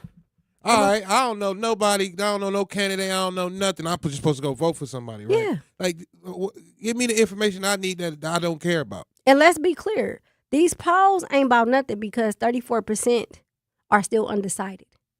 So while they keep pushing these numbers out there, too, it's only 1,000 people they asked. Come on, Jazz. Exactly. It's only 1,800 people in the poll. A poll of 2,000 when it's 500,000 people around here. You think? Okay, I'm gonna I can find 1,000 people that believe in what I'm saying right now. Mm-hmm. Guru said, no, it's politics and you way too emotionally involved. I don't want poison. Maybe I am because you know what? I don't sit on the internet and talk about, my opinion. I'm out here with the people. Oh, y'all just had you and him. No. We don't have no issue. But what I'm saying is, as someone who is out here with the people, I see it. Yes, you know what? I retract what I said earlier. Yes, it is emotional.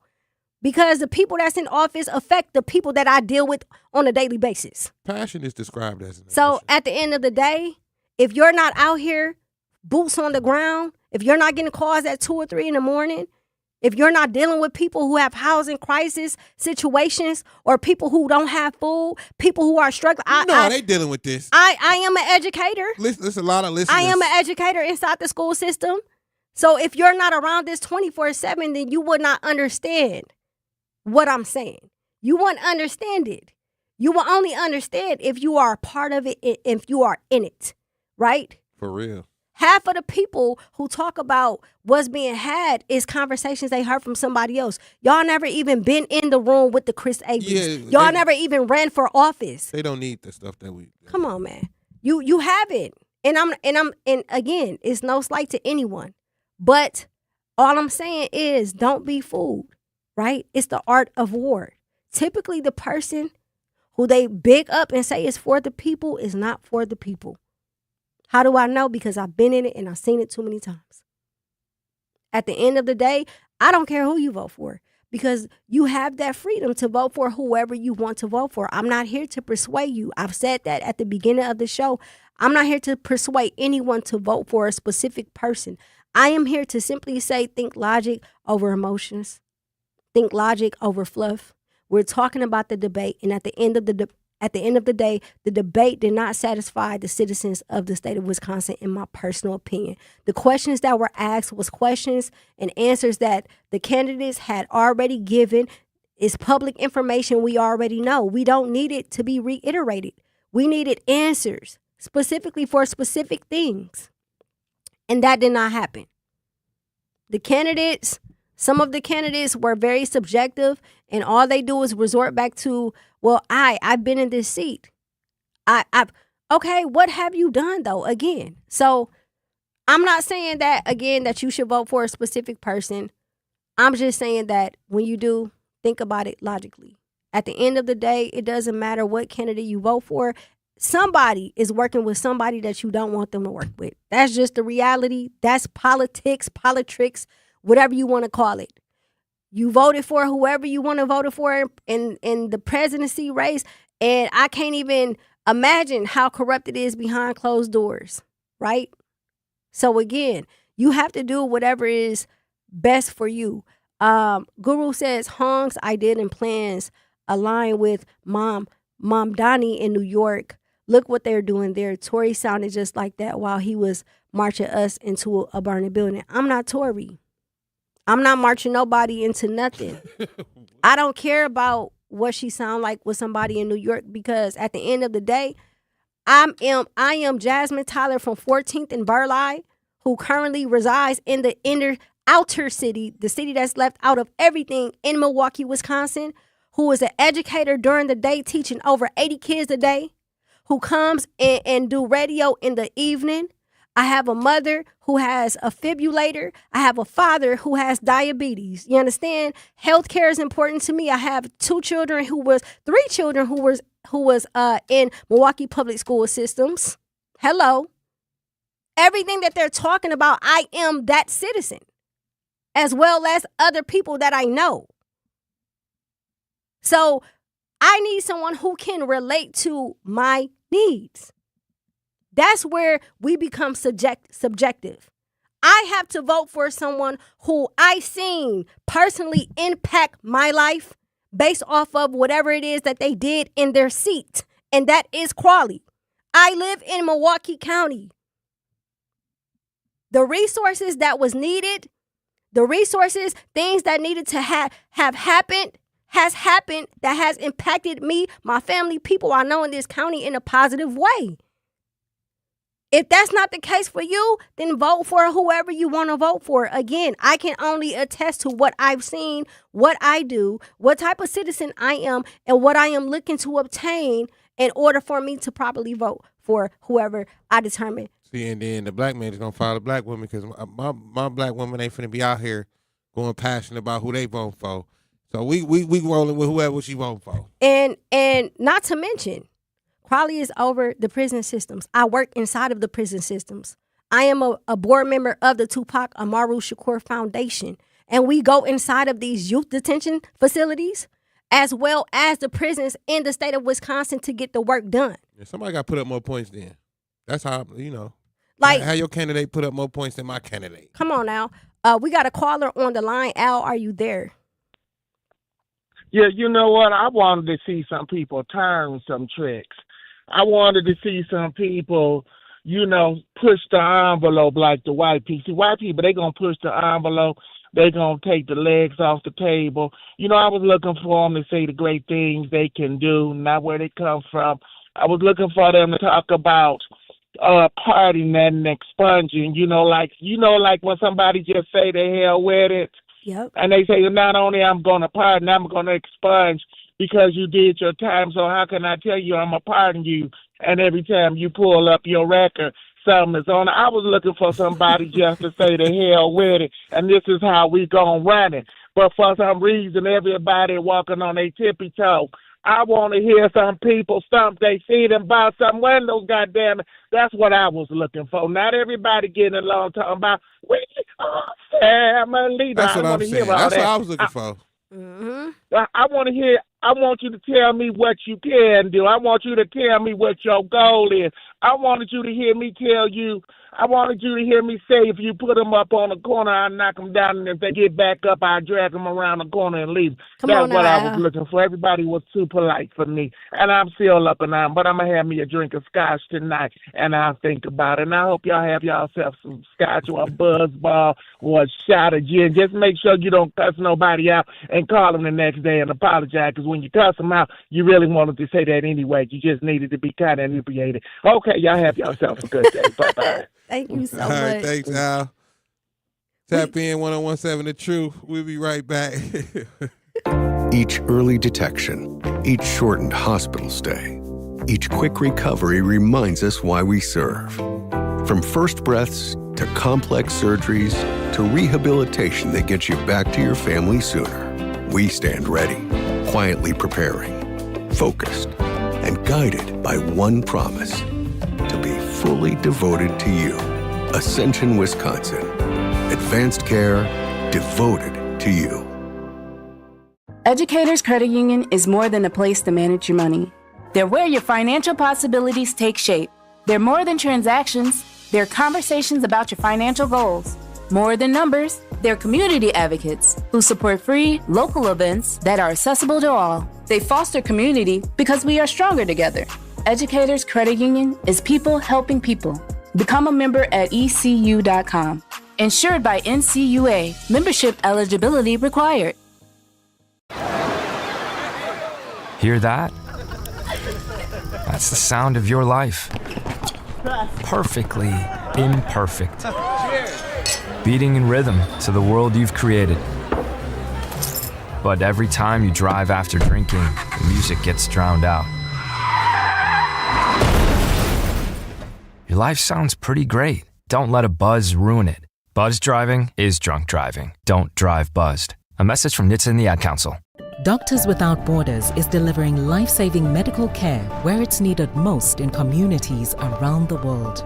From bandaging war-wounded patients in Sudan to providing clean drinking water in Haiti, we're in more than 70 countries worldwide, bringing patients from sick to recovering, from emergency to aid, from crisis to care. This life-saving care is made possible by a global movement of supporters like you. Thank you.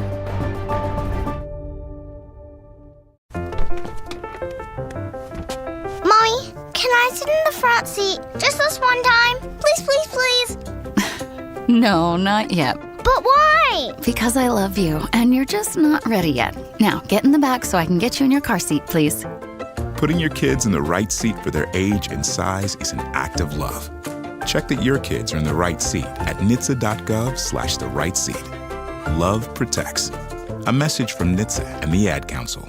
In sitcoms, when someone has a problem, they just blurt it out and move on. Well, I lost my job and my parakeet is missing. How was your day? But the real world is different. Managing life's challenges can be overwhelming. So, what do? We get support.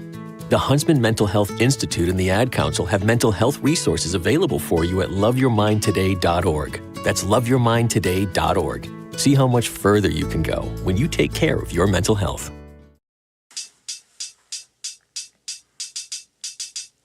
Okay, I'm straight from the north side. Thought I went with Spurwell. 101.7 The Truth. It's your girl, Jazz Tyler. Looking to discover and support local businesses in our community? Then make sure you tune in every Friday at 8 a.m. to Truth in the Morning with Homer Blow and Bailey Coleman for What the Business Is, powered by We Energies. Each week, you'll hear from local business owners as they share what their business is, where they are located, and one valuable lesson they've learned along the way. We Energies is proud to help power local businesses and the communities they serve.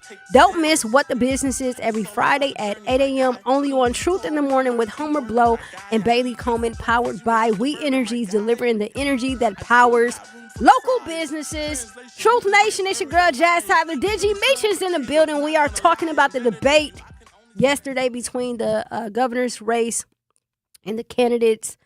There's a lot of opinions. There's a lot of speculation, so on and so on. For those who are just joining us, please make sure that you like and subscribe to our YouTube channel, 101.7 The Truth, and follow us on social media at 101.7 The Truth and tap in MKE. Again, just to reiterate, I personally do not believe that the debate was effective.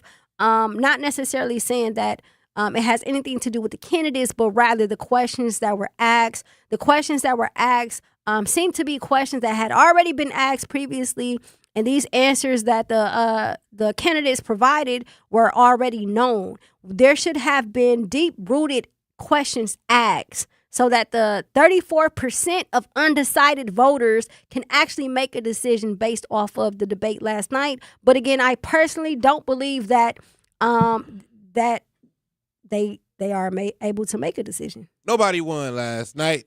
Nobody won. I feel like Crowley was the most authentic and straightforward. I feel like Hong had a lot of passion. I feel like the other candidates were all fluff, were all, cookie cutter, the basic politics. The established. Making you feel good just a little bit. Yeah, very subjective, Nobody won last night. All the winning gonna happen August 11th anyway. It is. But again, some key takeaways. They were talking about taxes, and they were talking about public safety.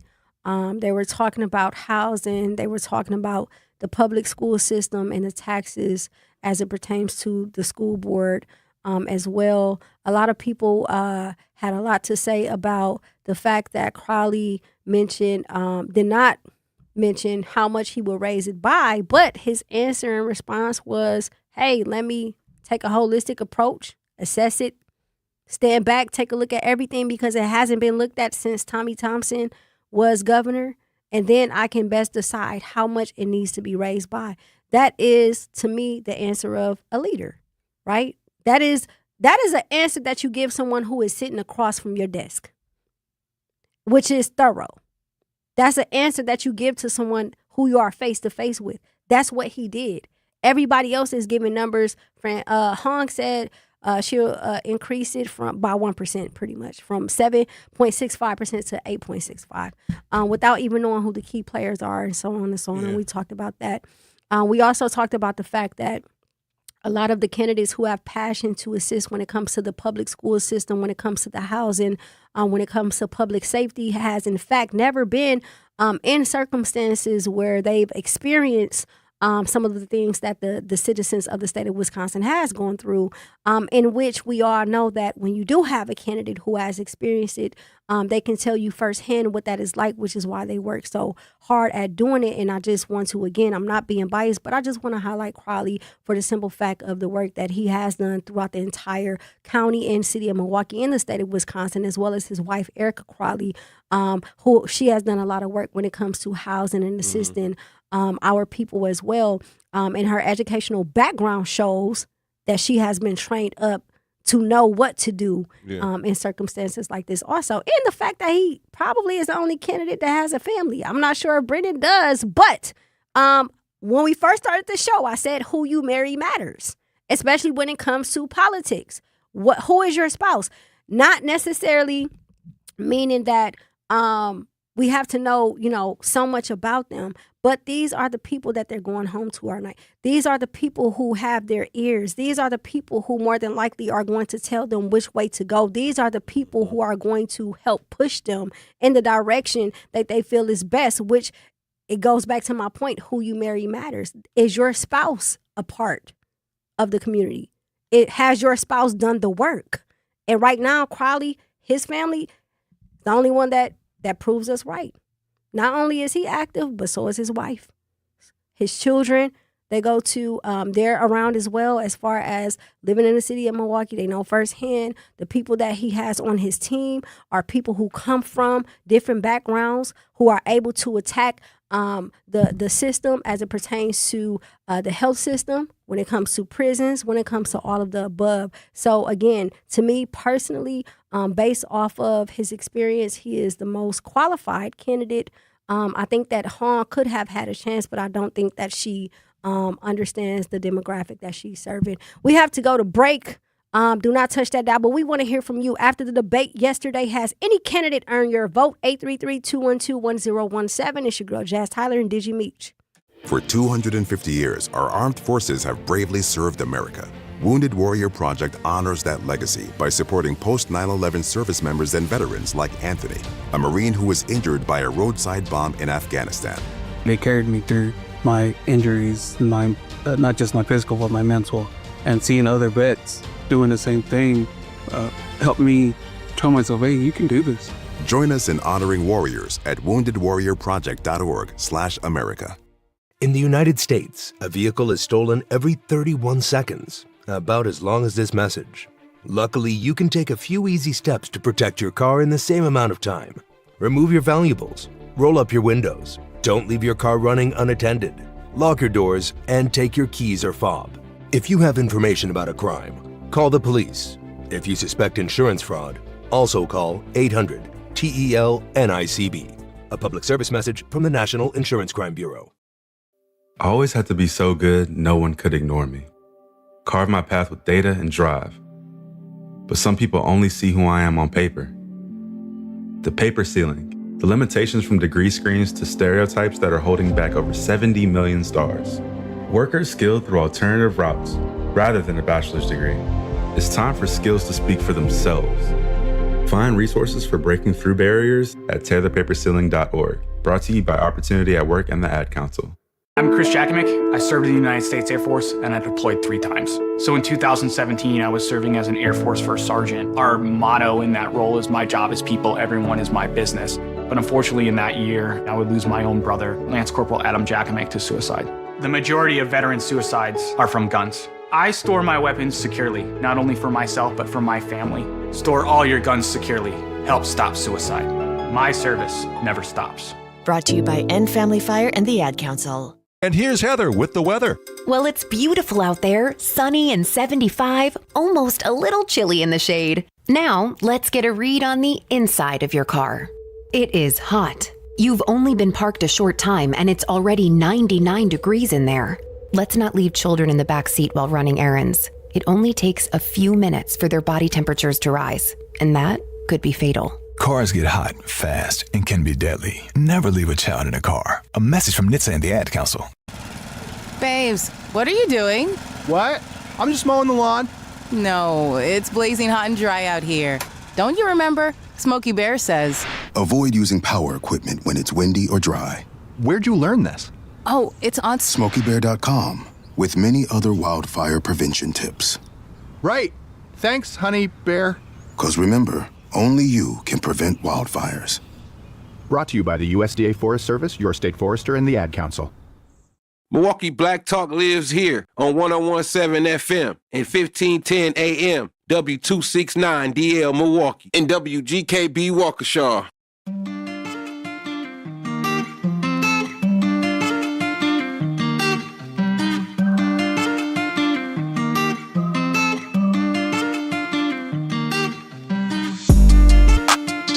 101.7 The Truth. It's your girl Jazz Tyler. We are live and direct, and we are talking about the governor's debate that took place yesterday at Marquette campus. Shout out to the chat. Shout out to everyone who is watching us on YouTube and listening to us inside of your car. Babar says, that's 100% facts. I noticed that about David Crowley, gave authentic answers rather than giving practice answers. Exactly. And sometimes I don't believe that our people, meaning the people in general, are accustomed to that. I feel like we've been trained so much for so long to take on the fluff, to take on whatever looks good and sounds good, that when someone gives us an authentic answer, we're not used to it. And again, for me, I'm not here to persuade you to vote for a specific candidate. I am only here to give you my personal opinion. And based off of this debate, in the words of my good brother Ray Nitty, I do believe that the people deserve another debate. The questions that were asked last night were questions that, answers given to questions that the citizens of the state of Wisconsin are already familiar with. We already know where each candidate stood and stands as it pertains to public safety, as it pertains to housing, as it pertains to Milwaukee public school systems, the choice and voucher, all of the above. These are things that they were talking about last night at the debate. I do not believe that that was a successful debate, and I do believe that we should have another one. I think it's going to be another one. It should be. I don't think it's going to be in time for but it's going to be a debate for the governors. It should, because the reality is whoever is selected will be facing Tom Tiffany. And whether people agree or not, whether they like it or not, the Republicans have their ish together. They always have their ish together because they all have one thing in common. No. What I mean, let me finish. What I mean by that is they have their ish together when it pertains to this, right? They have their ish. Are they ready to go? Exactly. They're ready to campaign. He probably got his money, everything, his ads ready to go. That's what I mean, right? We shouldn't be. We still in primary. Oh, on this side, it becomes like, okay, right now, I don't know who's prepared to run against him, right? As far as physically, financially, all of the above. So we basically lost the Democratic seat already? No, we didn't. I'm just saying that this next debate has to put us in a position to where we feel confident that whoever will be selected can stand strong, 10 toes going up against Tiffany. The fact that we are, 2 weeks away from the primaries and that 34% of the people are undecided. And again, and to your point, they only asked, 1,000 something? But let's talk about the people who hasn't. But as an undecided voter, it's more so like you need them to campaign. You need them to spend the money to see what they able to do. Like I stay undecided to the last minute. You got to spend that campaign money, boss, for me. Yeah. Like I'm not playing. You ain't finna raise a couple $1 million and not have to spend it and think you got my vote months ahead of time and you campaign and you like, no, you finna the last. I'm walking in at whatever time. The last vote get to put in. Yeah. You got. I need to get swayed. I need to get persuaded. Come on. I feel you. Pause, Z. But no, I think again to my point, I think that there needs to be another debate. I think that they should take questions or polls from citizens throughout the entire state and narrow down specific questions as it pertains to specific families and things that we go through, because again, the questions that were asked were not strong questions. We know these answers already, right? I need to hear everything. I need to hear everything, and I need, like Al said, the gloves is off at this point. That's why I said I need somebody to. The gloves is off. Campaign. Okay. For me, boss. Let's talk about character. Let's talk about the allegations of Mandela and Hong apparently having an affair. That goes against their character. Let's talk about the fact that Hong brought up that her parents are immigrants and that she pushed the Asian culture inside of the public school system amongst children who more than likely ancestors built this country. And when we talk about the Asian population, this is no slight to them. But at the end of the day, this is my personal opinion. These are facts. They are inside of the black neighborhoods. It has not spent $1 given back. So, and the reason why I say that is not to create a race war, but it's to state the facts that she may not be familiar with the demographic that she is trying to serve. She is not well versed on the entire demographic that she is trying to serve. It does not mean she's a bad person. It does not mean that she may or may not be a good fit. I just personally believe that she doesn't get it. You can have all of the passion in the world, right? You can have all of the ideas. I was one of those people. I was out there fighting for Derek Williams. I was out there fighting for Corey Stingler and Dontre Hamilton and so on, right? You can stand next to the families in Madison and all of that. But have you stood next to them prior to this? Prior to your campaign? After the fact that something happens, like that's ambulance what are you doing chasing to prevent this type of action from police enforcement? So again, to comments that was made earlier about Crawley, I am a 38-year-old Black woman from 14th and Burleigh that resides in the inner city of Milwaukee. I have 3 children. They all went to Milwaukee Public Schools. I went to Milwaukee Public Schools. I currently teach over 80 children a day, right? I'm in the education system. I have parents who have health issues. I am a cancer survivor. I had health issues. So when we're talking about the idea citizen, and we're talking about, I've worked with families again as it pertains to public safety. I deal with youth with violence with the lock-ins, and we're trying to de-escalate issues so that we can have a hold on public safety. Mm-hmm. So when I talk about these things, not only that, I've worked in politics. I work for elected officials. I'd like to say I'm well-versed to make a certain opinion or a comment. And at the end of the day, I personally feel like Crawley is the most qualified. Based off of the work I have seen him do, not only as an executive, the county exec, but even prior to that.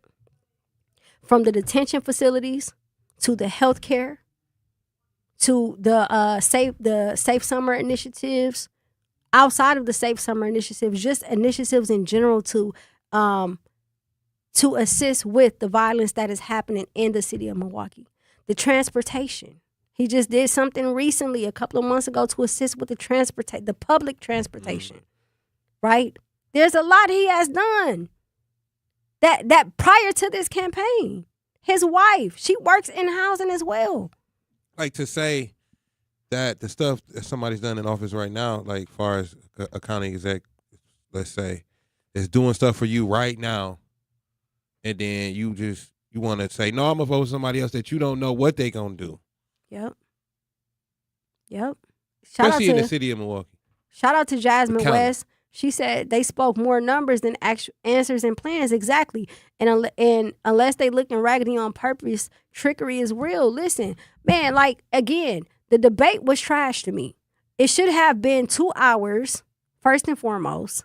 Secondly, those questions that were asked were not specific questions that pertains to, I mean, it does pertain to the citizens of Wisconsin, but these are already answers we already know. We already know this. I want to hear about the work. I don't want to hear about your title, man. I got so tired of hearing people talking about, I'm the best candidate because I'm a state rep. I'm the best candidate because I'm on the state assembly. Breakdown. I was a lawyer. I had the most endorsements in the city of Milwaukee. What have you done, man? Hey, man, say, man, what you done did? Hey. Lay it out for me on the table so I can know it's real. Put it in my hand. Put it in my hand. Let me hold it. Let me hold it. Let me touch it.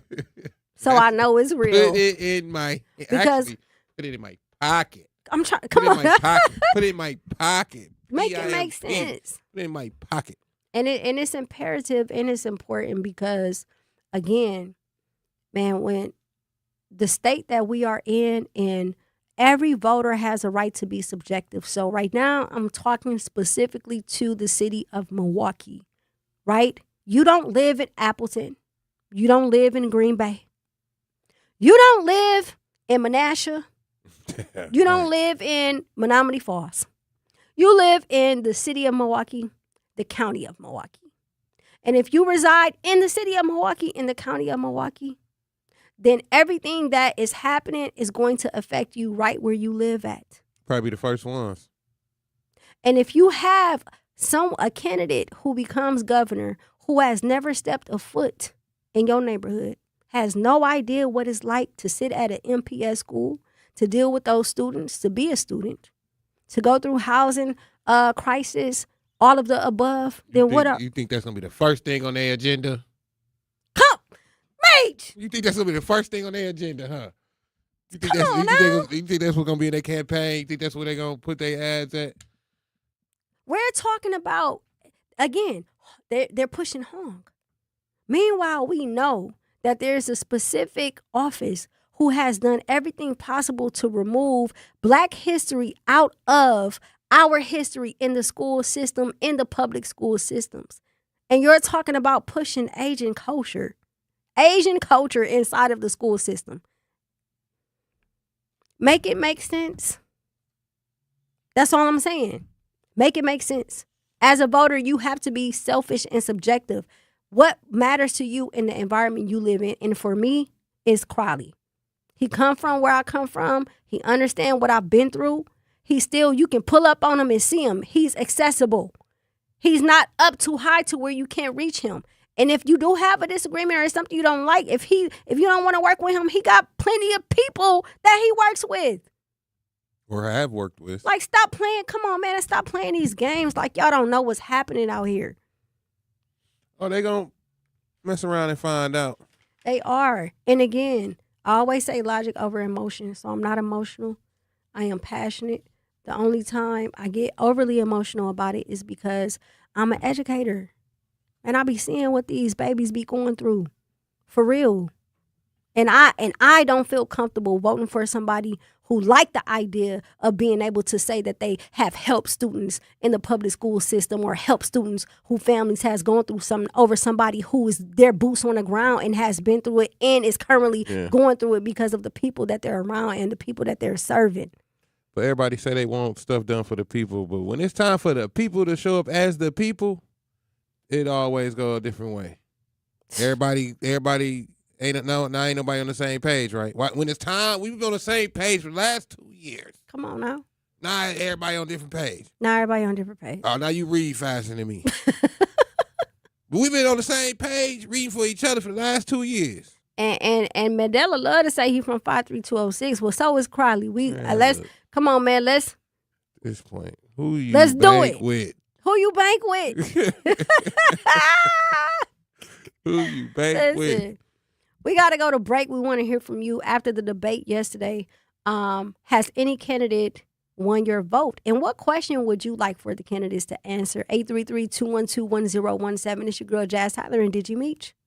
I'm Sherwin Hughes, and I know the power of Stars and Stripes Honor Flight firsthand. As someone who's been on an honor flight, I can tell you it's a day you'll never forget. Stars and Stripes Honor Flight gives our oldest veterans who served in any location in June of 1975 or earlier a free one-day trip to Washington, D.C. for veterans. Airfare, meals, a coach bus tour, and special flight apparel are all included. It's a day of honor, gratitude, and camaraderie. Veterans who served in the Vietnam or Korean War go to flySSHF.org and ask for an application.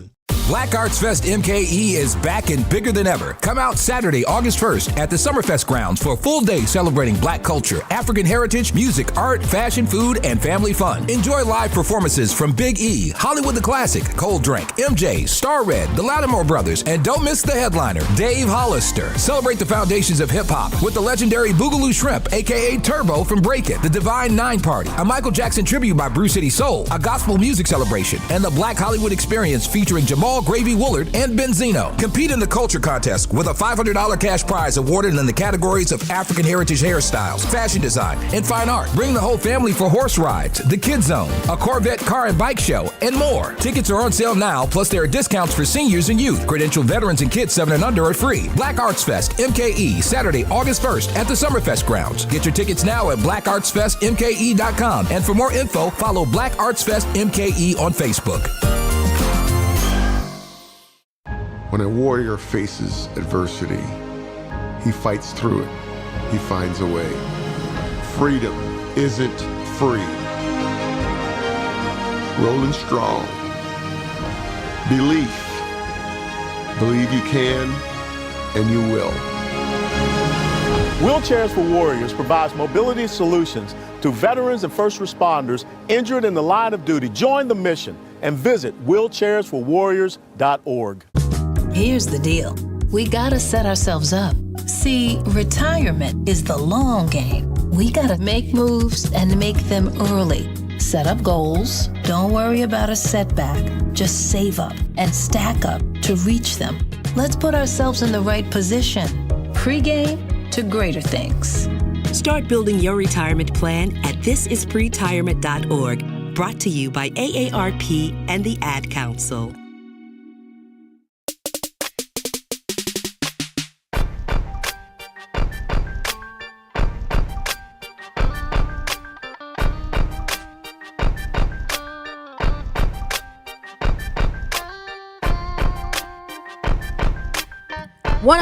.7 The Truth. It's your girl Jazz Tyler. American Family Insurance is a proud sponsor of The Truth for almost 100 years. They've been committed to helping families protect what matters most: your home, your vehicle, and the dreams you are building every single day. If you are a part of the Truth audience, you already know you work hard for yours.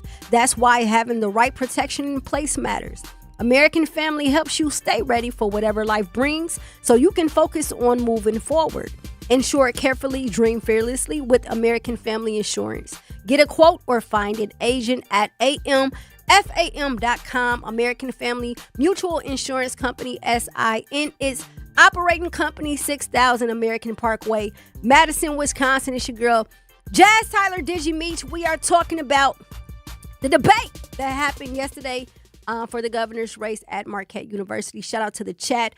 Jasmine Jazz West says, I like to ask and say to each candidate, y'all saw this coming because y'all all came with the team. Why didn't you make a move, or didn't you care? That is a valid question. I promise you, that is a valid question. We got a caller on the line. Brandon, are you there? Yes. Thank you so much for tapping in with us. How are you? I'm good. Yourself? All is well. Yeah, so I just wanted to give some of my thoughts on it. I like to consider myself somebody that follows local and national politics, and I don't think, particularly as African Americans, we're ever going to encounter a more qualified candidate than David Crowley. We're never going to have a African American county exec of the largest city, or county rather, in the state, being endorsed by the outgoing governor. So recognizing that the stars have aligned and it's still looked at as a Hail Mary shot, I think there's some discussion that needs to be had. And the reality is, time and time again, particularly statewide, have proven if you are relying on the backs of minority, particularly African American voters, that is not a recipe for success. Mandela has lost that like that. I believe, we've got the most qualified candidates, particularly in Mandela and David Crowley, most especially David, and they're not going to win. They're going to cannibalize each other. Hong is going to win, and she's going to go up against Tiffany, and she's going to get creamed.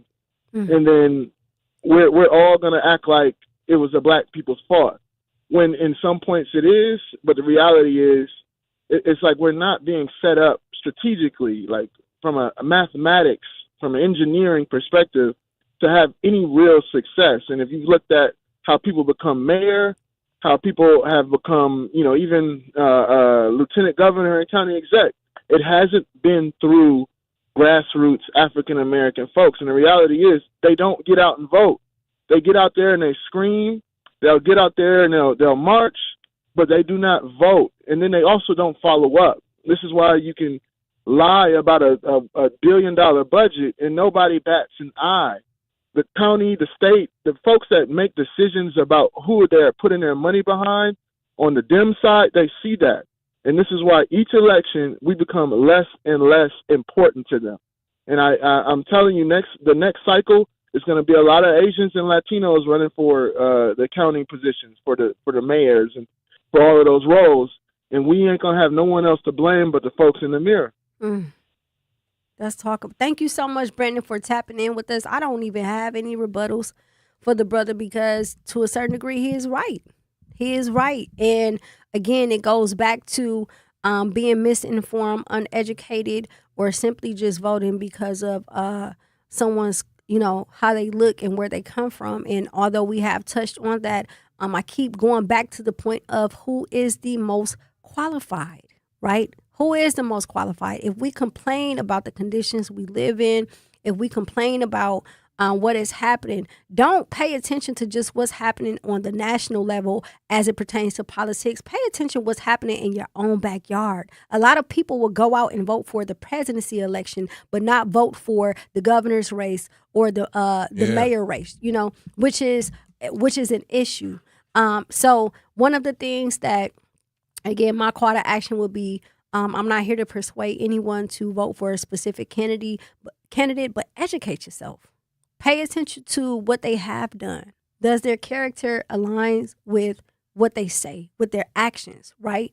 Because again, what you do and who you are in your personal life is who you are in your personal life. But when it comes to politics, it's all combined. Yeah.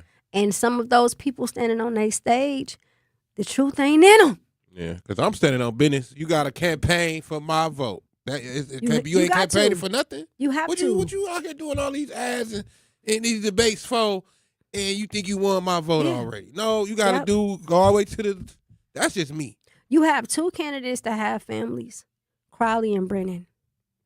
Brennan is someone who has worked at a state level under Evers. His wife works for the Northwestern Mutual Foundation.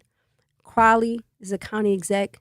His wife works for RCRH, which is a division and a partnership with community advocates, the city, the county, and they assist citizens of the county of Milwaukee and the city of Milwaukee with specifically renters, right? With home ownership, with making sure that they don't become evicted, all of the above.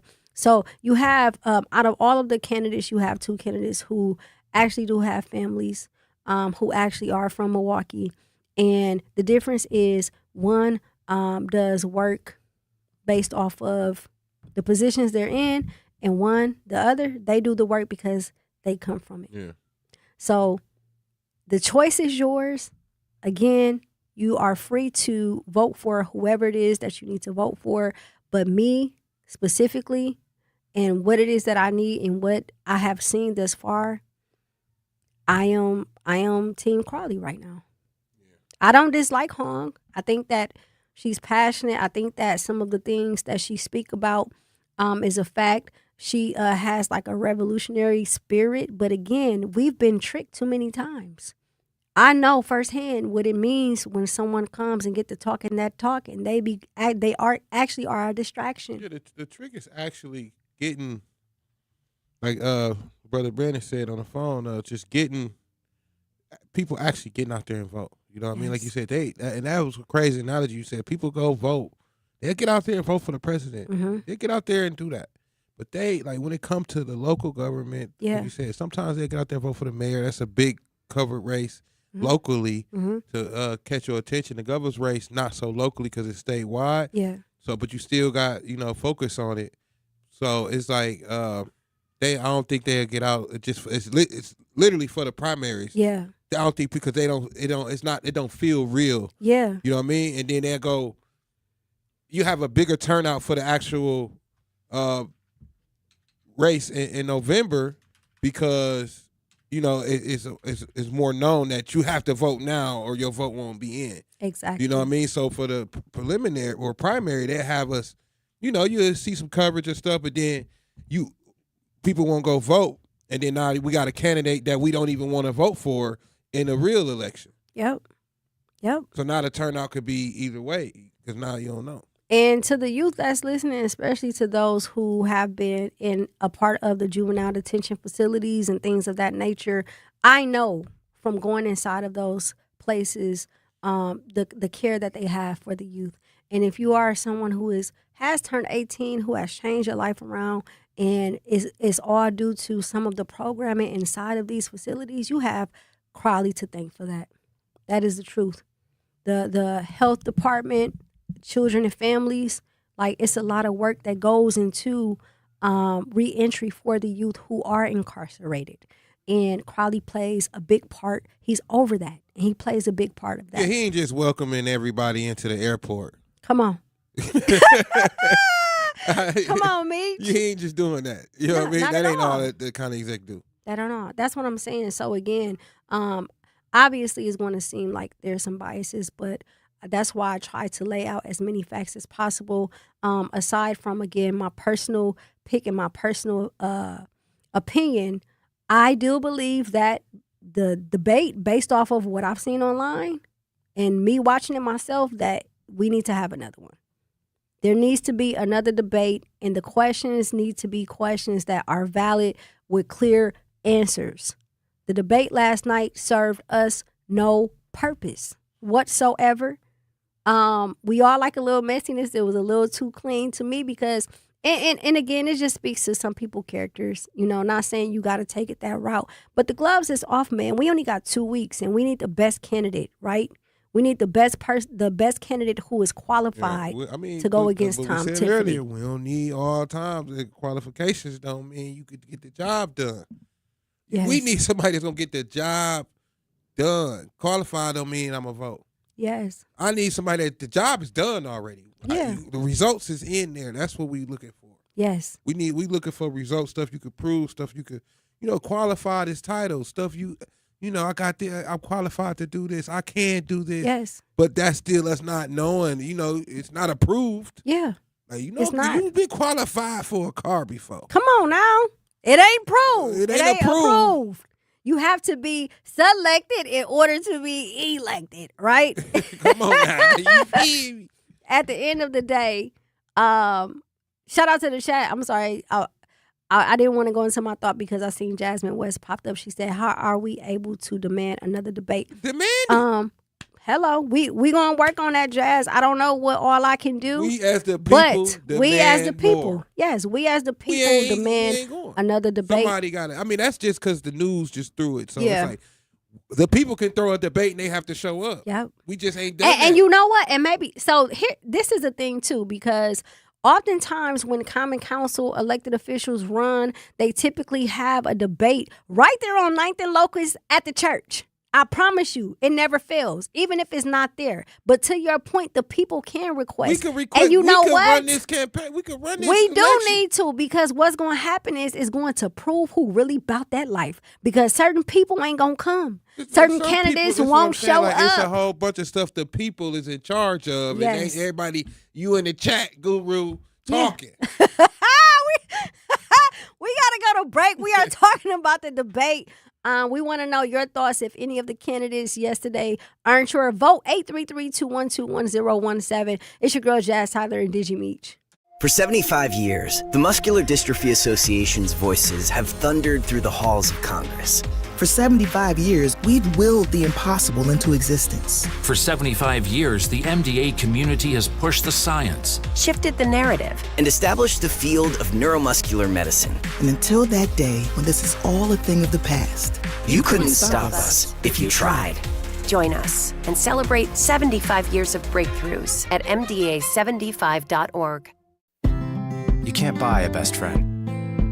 You can love them, walk them, pet them, and care for them, whether they want you to or not. You can take a picture or 50. You can fly to the moon, travel the world, or just stay in bed. You can't buy a best friend like that, but you can adopt one. There are millions of pets waiting for a best friend just like you. Help us save them all at bestfriends.org. Talking about guns with others might not always feel comfortable, but it could save a life. Here's a way to start a conversation. Your family is going over to your neighbor's home for dinner for the first time. How would you ask if there are any unlocked guns in the home? Hey, we're so excited for tonight. Before we come over, though, may I ask if there are any unlocked guns in your home? Our guns are stored securely, locked in a safe that the kids can't access. Awesome. Learn how to have the conversation at agreetoagree.org. Brought to you by the Ad Council. Wherever there's a need in our communities, there's a United Way, improving lives so everyone can thrive. where more people can gain access to healthcare and nutritious food for their tables, where more community members can benefit from financial education and get connected to local resources for housing support, and where children are given more chances to reach their full potential. Community is where we find our strength and where we share our hope. United is the way. Visit unitedway.org. Are people around me safe when I vape? Science does not support that belief. Exhaled vape emissions linger in the air, affecting indoor air quality and bystanders in the same space through secondhand exposure. Vaping emissions can also accumulate on clothes, hair, dust, and furniture, leading to exposure risks to bystanders of all ages. And vaping around a pregnant person can lead to serious health impacts on fetal and childhood development. Enough with the puff. Learn more at ul.org/vaping. My mom has decided to learn to paint, and she's good. My dad's now into creative cuisine, and I've already put on 6 pounds. Learning new things comes with age. My mom, she started forgetting my name and what we're talking about. Forgetting well-known things doesn't. Memory loss may be a sign of Alzheimer's disease. Early detection gives you and your loved one time to plan for the future. Learn the warning signs of Alzheimer's at 10signs.org. Brought to you by the Alzheimer's Association and the Ad Council.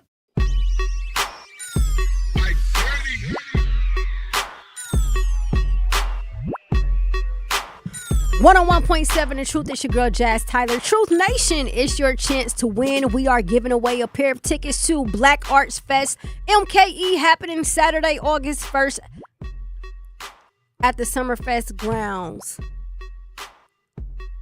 Be sure not to miss out on this event. Truth Nation, thank you so much for tapping in with us. We were talking about the debate. Yeah. We want to hear from you. 833-212-1017. I'm over here eating corn too, so my bad. Do you believe that there is a candidate, based off the debate yesterday, is there a candidate that you would like to vote for?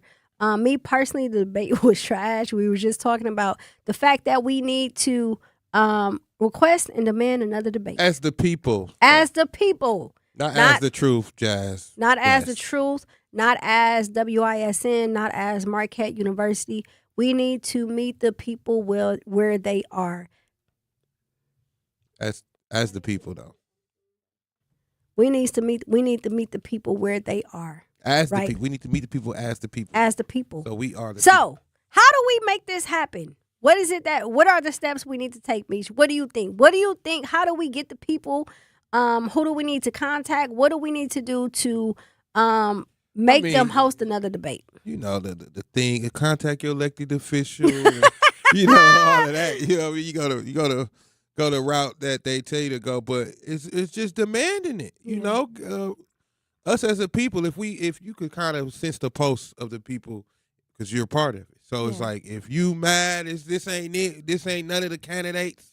Yeah. Then demand another debate if you need to hear more. Like, that's what I'm on. I'm more so like, they need to campaign. Yeah. I need to see shaking hands, kissing babies. Yeah. I need to look you in your eye. I need to feel your energy and look you in your eye, because I need to see if that BS is all up on you. I can smell it a mile away. You got a campaign. I'm trying to tell you, it's only so much smiles and pictures and handshaking you can do. No, we want I need to see you out there, though. Hit you where it hurt. Let me hit you in your chest. You definitely got to be outside. Got to be outside, right? That's where it's happening at. Got to be outside, right? Is you going to pull up on 2-4 in Burleigh? Right, John said, bring them out, bring them out. Come on. Is you going to pull up on 6-4 Silver Spring? What we doing? I mean, you know, Southside. You say you want to help. Oh, my gosh, I feel. Let's host it at Washington High School. Let's go to La Follette Elementary. Let's go wherever you want to go. Let's do it at an MPS school. What we say that time where my scamming pop. That's what Ray Nitty said. What did Shannon say? Stat with that. Shannon said that. She said, "Where all my scamming politicians at?" Where all my scamming politicians at? Shannon Stat with that one. I said, yeah, we gotta use Playing that. with Spin that bag. Yeah, spin that. Campaign for me. Listen. Campaign for my vote. That's what it's about. Campaign for my vote, as you should. I don't just supposed to be okay, I like him. Mm-hmm. No, get out here and campaign for this. Yeah. Yep. Why is it? You gonna work for this Because money. other than that, then why y'all out here campaigning if I already know who I'm like? Come on now. Make that money. Don't let it make you. They got a campaign for this. For real. So we the people propose another debate. As it boils down to where that debate should be had at, we don't know yet. But we're gonna figure it out. I mean, that's if y'all want to hear them keep talking. No, I do think there should be another debate. I do think that the people were deprived of real life answers. And I also believe that it was a way for them to skate around what we're really dealing with, right? Because if you go to a Madison or to an Appleton or Fond du Lac, that's not going to happen. The citizens that live there will not allow them to get away with the debate like the way that they did yesterday on Marquette University. We need a debate where there is real answers, real questions from real people. And it needs to be moderated by... so people couldn't show up to the debate? I believe there was people there, but... You gotta buy tickets? Yeah, there was people there. But we're talking about Marquette University. That's what I'm saying. Like, people can't just show up, though? Like, of course it's No, you have to RSVP, I believe. Stuff, that's what I'm saying. Like, what? That ain't how this ain't the people stuff. Yeah. This ain't that got nothing to do. We need a debate for RSVP. the people. First come, first serve. For something I gotta RSVP? So they can know how many, you know how it goes. I'm saying, like, this ain't that. You talking to the people. Yeah. First come, first serve. This ain't that. I don't want to RSVP for my. I got to RSVP for you to talk to me. Yeah. You need to be RSVP to talk to me. For you to swing my vote. Yeah. I need to RSVP first. Yeah. It just don't make the whole process don't make sense to me. You need to be outside, like you said, on 64th and Silver Spring. Y'all need to be arguing. Yeah. You and the other candidates need to be saying who finna take it over. Let me see who's passionate. Who blocked this seat? But I am glad that I seen the cheap shots that Mandela was taking yesterday. Like, come on, bro. Really, I applaud Crawley because he could really eat him up if he wanted to because we all know what we know, especially if you're from Milwaukee, right? We know what we know. And we know what type of person Mandela is. We know his character. We know his business. Oh, we yeah, know all you of from that. 530-206, right? Okay. The green signs, okay. baby. Okay. Yeah. Okay. Okay. Oh, you say what? Okay. I'm just saying he did it classy, and that is something that they probably will want. So I applauded him for not, stooping down. But this next debate, man, the gloves got to come off because at the end of the day, we're not playing nice. We need someone who is going to stand Have they up. even put the gloves on? No, Jazz? I don't think so. Why are they taking them Well, off? they did. They tried to put him on and hit Crawley, but it didn't work because it was a cheap shot. Whatever they did was like, nobody care. Like, for real. Some people do, but at the end of the day, we're talking 15 years ago.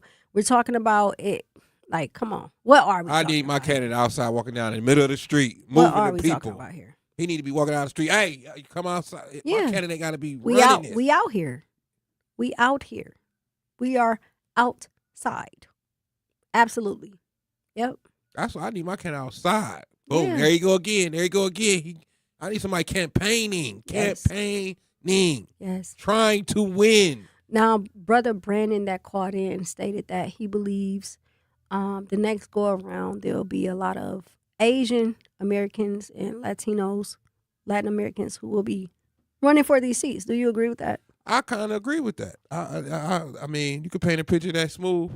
Mm-hmm. It look good. You know what I mean? So it's like, you might be right because she win, she get creamed, then now it's open for a whole nother round of the same thing on this side. Then they get to thinking like, okay, as a black person, is we even showing up for what we fight, what we own here? Come on. What we own. Like we own talking.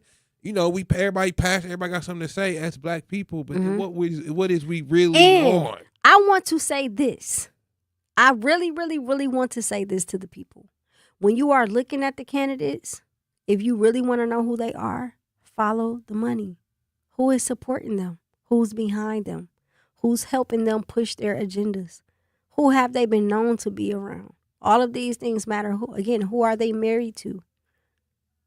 Who works under them? These are you have to be your own personal detective because these are the people who will be a part of whatever they have going on if they are elected. And again, go back to everything that they say that they're going to do. have they already been doing it? Have you already been doing it? It's simple. You talking about MPS and the funding, have you already been working towards that problem to find a solution? And how is that going? And how is that going for you? Or for us? Or for us? How is that going for us? If everybody's saying that they've been working towards it and we ain't got no results, somebody ain't working. Somebody lying. How's that going for us, though? That's really what Not too well. It could be going for you real good. All the campaign money. That part. All that campaign money you got. That part. It could be going real good. That part, Meech. For real. Good. For real. I'm trying to listen. At the end of the day, I am eager to continue to dig and see what each candidate has done. Because we did kind of talk about the debate, I'm also interested in seeing how that can happen. I feel like the people deserve it. As someone who is from Wisconsin, live in Wisconsin, and is a resident of Wisconsin and is a voter, as a citizen, it's my right to demand another debate. Yeah. And I am as a human demanding being, another debate. You got to roll with the rest of the human beings. Yeah. We got to have some real conversations, man. We can't do this cookie cutter, it looks good, it sounds everybody good. ain't dealing with the same stuff. Come on now. Like, come on, man. Like, come on, Crowley live in a glass house. It don't even matter. It don't. It rained on that mug, too. It don't. When it was raining the other day, it rained on the house. You got rain on your house. We need somebody. Everything gonna happen the same. We need somebody who is a loving family man, not somebody knocking boots with another candidate. We need somebody who is for the people, by the people, with the people, from the people. We need somebody who understands the people. And I'm not just talking black people. When I say the people, we're talking farmers. We're talking business owners. We're talking single mothers, single fathers, right? Talking about people who struggle and people who are working class families. Those are the people that we're talking about. We got to go to break to pay this last bill. It's your girl, Jazz Tyler. We are covering the debate from yesterday, the governor's race. Who was your pick? Did any of the candidates, have they proven themselves to obtain your vote? 833-212-1017. Don't touch that dial. The possibility of lung cancer can be pretty scary, especially if you're one of approximately 8 million current or former smokers at high risk. That's why SaveByTheScan.org wants you to know that now there's a breakthrough low-dose CT scan that can detect lung cancer early, and it only takes 60 seconds. You stop smoking, now start screening. For an easy quiz to see if you're eligible, visit SaveByTheScan.org. It could save your life. SaveByTheScan.org is brought to you by the American Lung Association's Lung Force Initiative and the Ad Council. Reading aloud to children sharpens their listening skills, expands their vocabularies, and nurtures a lifelong love of reading. That's why Reading is Fundamental, the nation's leading children's literacy nonprofit, offers free monthly read-alouds by popular authors through its Rally to Read program. Visit rallytoread.org to watch the read-alouds and discover exciting reading activities for school and home. Visit rallytoread.org today. We asked parents who adopted teens to share their journey. When I met both of them, it was like my missing pieces were found. Like it was just like an instant, these are my kids.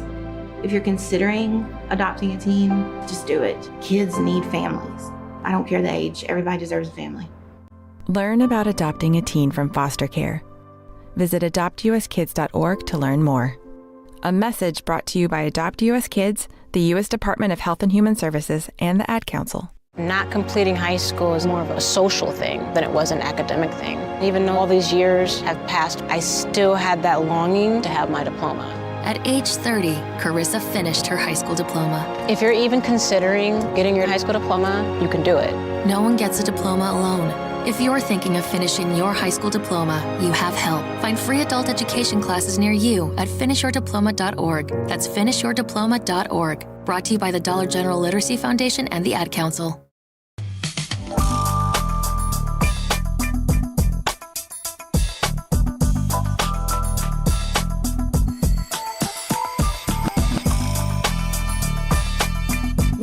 .7 The Truth. It's your girl, Jazz Tyler Digimedia. We are live and direct. We are talking about the governor's race debate. And speaking of that, we will be joined by Erica Crowley tomorrow.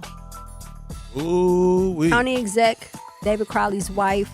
The I don't reason think she did an interview yet, has she? she hasn't. The reason Does why anybody, interview anybody else? I don't. Like somebody else's wife, somebody else. Nope. I don't believe so. His husband. Nope.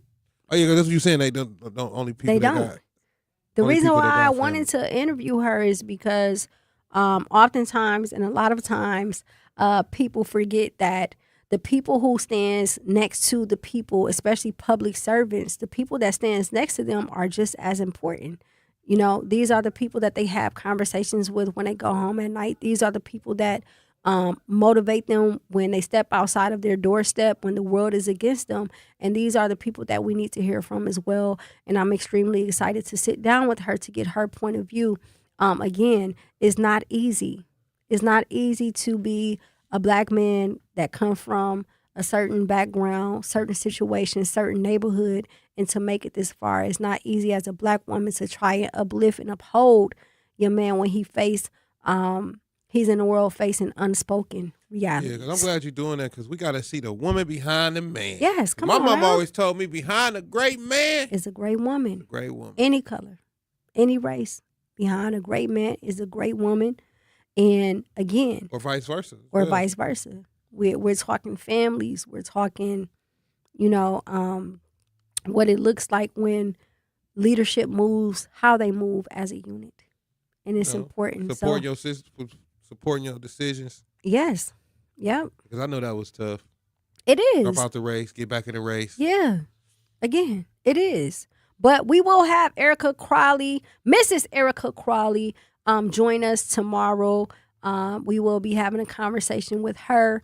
We're going to sit down and talk about what it is that she do and how she supports her husband as well, not only in this campaign, but just with being a wife, being a mother, being a friend, right? What does that look like? What does that look like? And I think this approach brings a more humane approach because, again, a lot of people tend to forget that who you marry matters. What this person believe in matters, especially the men out there. We all know that a lot of times when you make decisions, before you make certain decisions, you ask your spouse, you ask your wife, you ask your husband, right? You have these conversations above all. Even if you do have consultation from outside sources, you're going to bring it up to your spouse, the person that you confide in, the person who is there when nobody else is there. These are the people who know them best. These are the people who can attest. These are the people that love them unconditionally, that see them when nobody else sees them. These are the people that we need to be talking to because they will also be in this position. They will also be a part of, you know, what is happening. And oftentimes they are overshadowed by the elections or by other people, you know, having to put their dreams on the back burner. But, you know, Mrs. Crowley, she hasn't done that. Erica has not done that. She's done the opposite. She's done work. She's doing the work. You know what I mean? She showed up. She shows up. Yeah, She showed up when he needed her the most, for sure. Absolutely. And she said it. Initially, she didn't agree with him rejoining, but she believed in him. And she loved him enough to know it's not just about you, it's about the people. Because if you didn't see her before, come on. You Baby, see her you now. see her now. You understand? And it's nothing like being able to get that insight, not even just when it comes to politics, but just for women in general, man. We wear so many hats. And I talked about this yesterday. We wear so many hats: mothers, wives, siblings, daughters, friends. And we have this weight on our shoulders, and so do black men. And the reality is, when you are a black man that come from uncertain and unstable environments, environments that counted you out. This is where I'm trying to be coming from, Jazz. When I'm saying what I'm saying, you know, they got the campaign for this vote. Yeah. I'm not giving this away for. Yeah. This ain't no free vote now. Yeah. We know it's free to vote. What you gonna do for ain't this no vote? Free vote. You got to spend that. Me said, what you gonna do for this vote? Do Gotta something, spend that. try it for a face change. No, we ain't doing that. Pause. See, you hear? She doing too much. She doing a little bit too much. You know what I mean? So, but Oh my but gosh. I do feel like they have to, like, as a voter, and just knowing the process, and them like politicians sticking to their politician process. Yes. I'm sticking to it too. You got a campaign. Yep. We ain't gonna just let that go by the wayside. What you raising the funds for? Yeah. Yep. Yeah.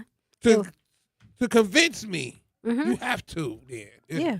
Spend that money. Keep putting it out there. Spend that. Convince me. Spend that. For real. That's what I'm on. So I mean, I kind of take the approach every election like that. Like even the presidential, like I'll just go to the last minute just because I want to hear what they got to say.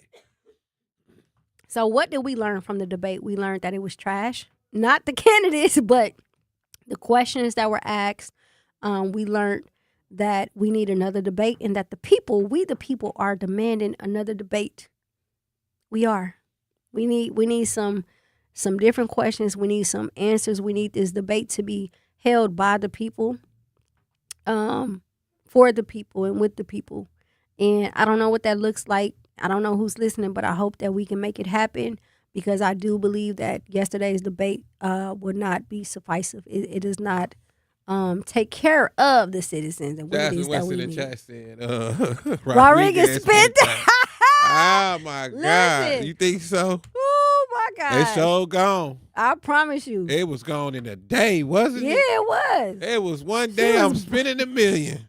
The next day, balling. I got 30,000. And then she really tried to. She finessed. She finessed so hard. Hey, baby, let me tell you, baby, we got big bankroll over here. I ain't seen her since. Hey, Meech, listen, I rock with you, P. I do, my guy. I rock with you, my boy. But we got the bag over here. You might as well just come on over here. You feel me? Hey, I get all that. Hey. Oh, you right. I'm just come on over there, man. Meech, come on over here, man. We can't even get a bag of chips. Get over there. I can't even get a bag of chips. Like you didn't lie. I was the man in high school. Now I come over here. Ain't got nothing. I can't get a bag of chips. So I really try to, and again, it goes, that's a character flaw. That's a character flaw. And if I was Crowley, I would have re-entered that race too because it wasn't his fault. That was the logical thing to do. Okay, I support you. If you don't win or if I don't have enough, then I just, I call it quits. And then find out, like, hold on, you've been playing this out, man. Watch out. Give me the rock. I'm about to ball out. Because you tripping. For real. I done gave you the ball, threw you the assist. You done dang near cost the whole game behind your actions. So, yeah, we the people are demanding another debate with all 5 candidates. I would also like to see Tom Tiffany join these debates as well. We need to figure out where we need to have it. We need to make some calls. It's not hosted by The Truth. It's not hosted by us. But, one of the Truth audience members, she brought it up in the chat, and that's a valid point. We need another debate, right? We the people are demanding it, and we need to figure this out so that we can get the answers that we need. Shout out to Anita Nicole. Thank you so much for tapping in with us, Nita. All in all, again, my takeaway and my call to action for Truth Nation will be this. Be subjective when it comes to voting. Be very subjective in the sense of how it affects you and impact you directly, your household. Depending on what city you live in, depending on if you have children, where you work at, all of these things matter. And choosing the correct candidate does not come from fluff. It doesn't come from is sounding good. It comes from someone who is authentic, someone who is relatable, someone who has a proven track record of the things that they have done as it pertains to you specifically. As it pertains to you. Now, we know that there are broader issues such as law, legislation, such as prisons, such as legalizing marijuana. You know what I'm saying? Such as public transportation, all of the above that will affect, all of us. But when it comes to this, really, really, really pay attention. Dig up information about each candidate, right? Don't let them play in your face. Don't let them tell you whatever it is that they want to tell you. Don't let them make you feel, don't let them throw titles in your face neither, because if they wasn't doing the work, the title means nothing. You understand? Anybody can call themselves whatever they want to be. I can be Superwoman if I wanted to. The guru calling himself a guru. It's crazy. And he been talking about mama. He been in my mouth all day, Gabe. Hey, come on, man. What you on, man? Listen, make sure you tune in tomorrow for the morning show with Homer Blow and Bailey Coleman, followed by Sherman Hughes in the lunch break with Ray and maybe Shannon, as well as the Grapevine with Manon, and then double back to Tapped In with your girl Jazz Tyler, Monday through Friday, 4 p.m. to 7 p.m. Man, listen, hey man, say man, it's been an amazing show. Make sure y'all do your due diligence when it comes to these candidates, and we will talk to y'all tomorrow. Join us tomorrow. We will have Mrs. Erica Crawley here, live and direct, baby. Let's go. 101.7 The Truth. Have a safe evening, Milwaukee.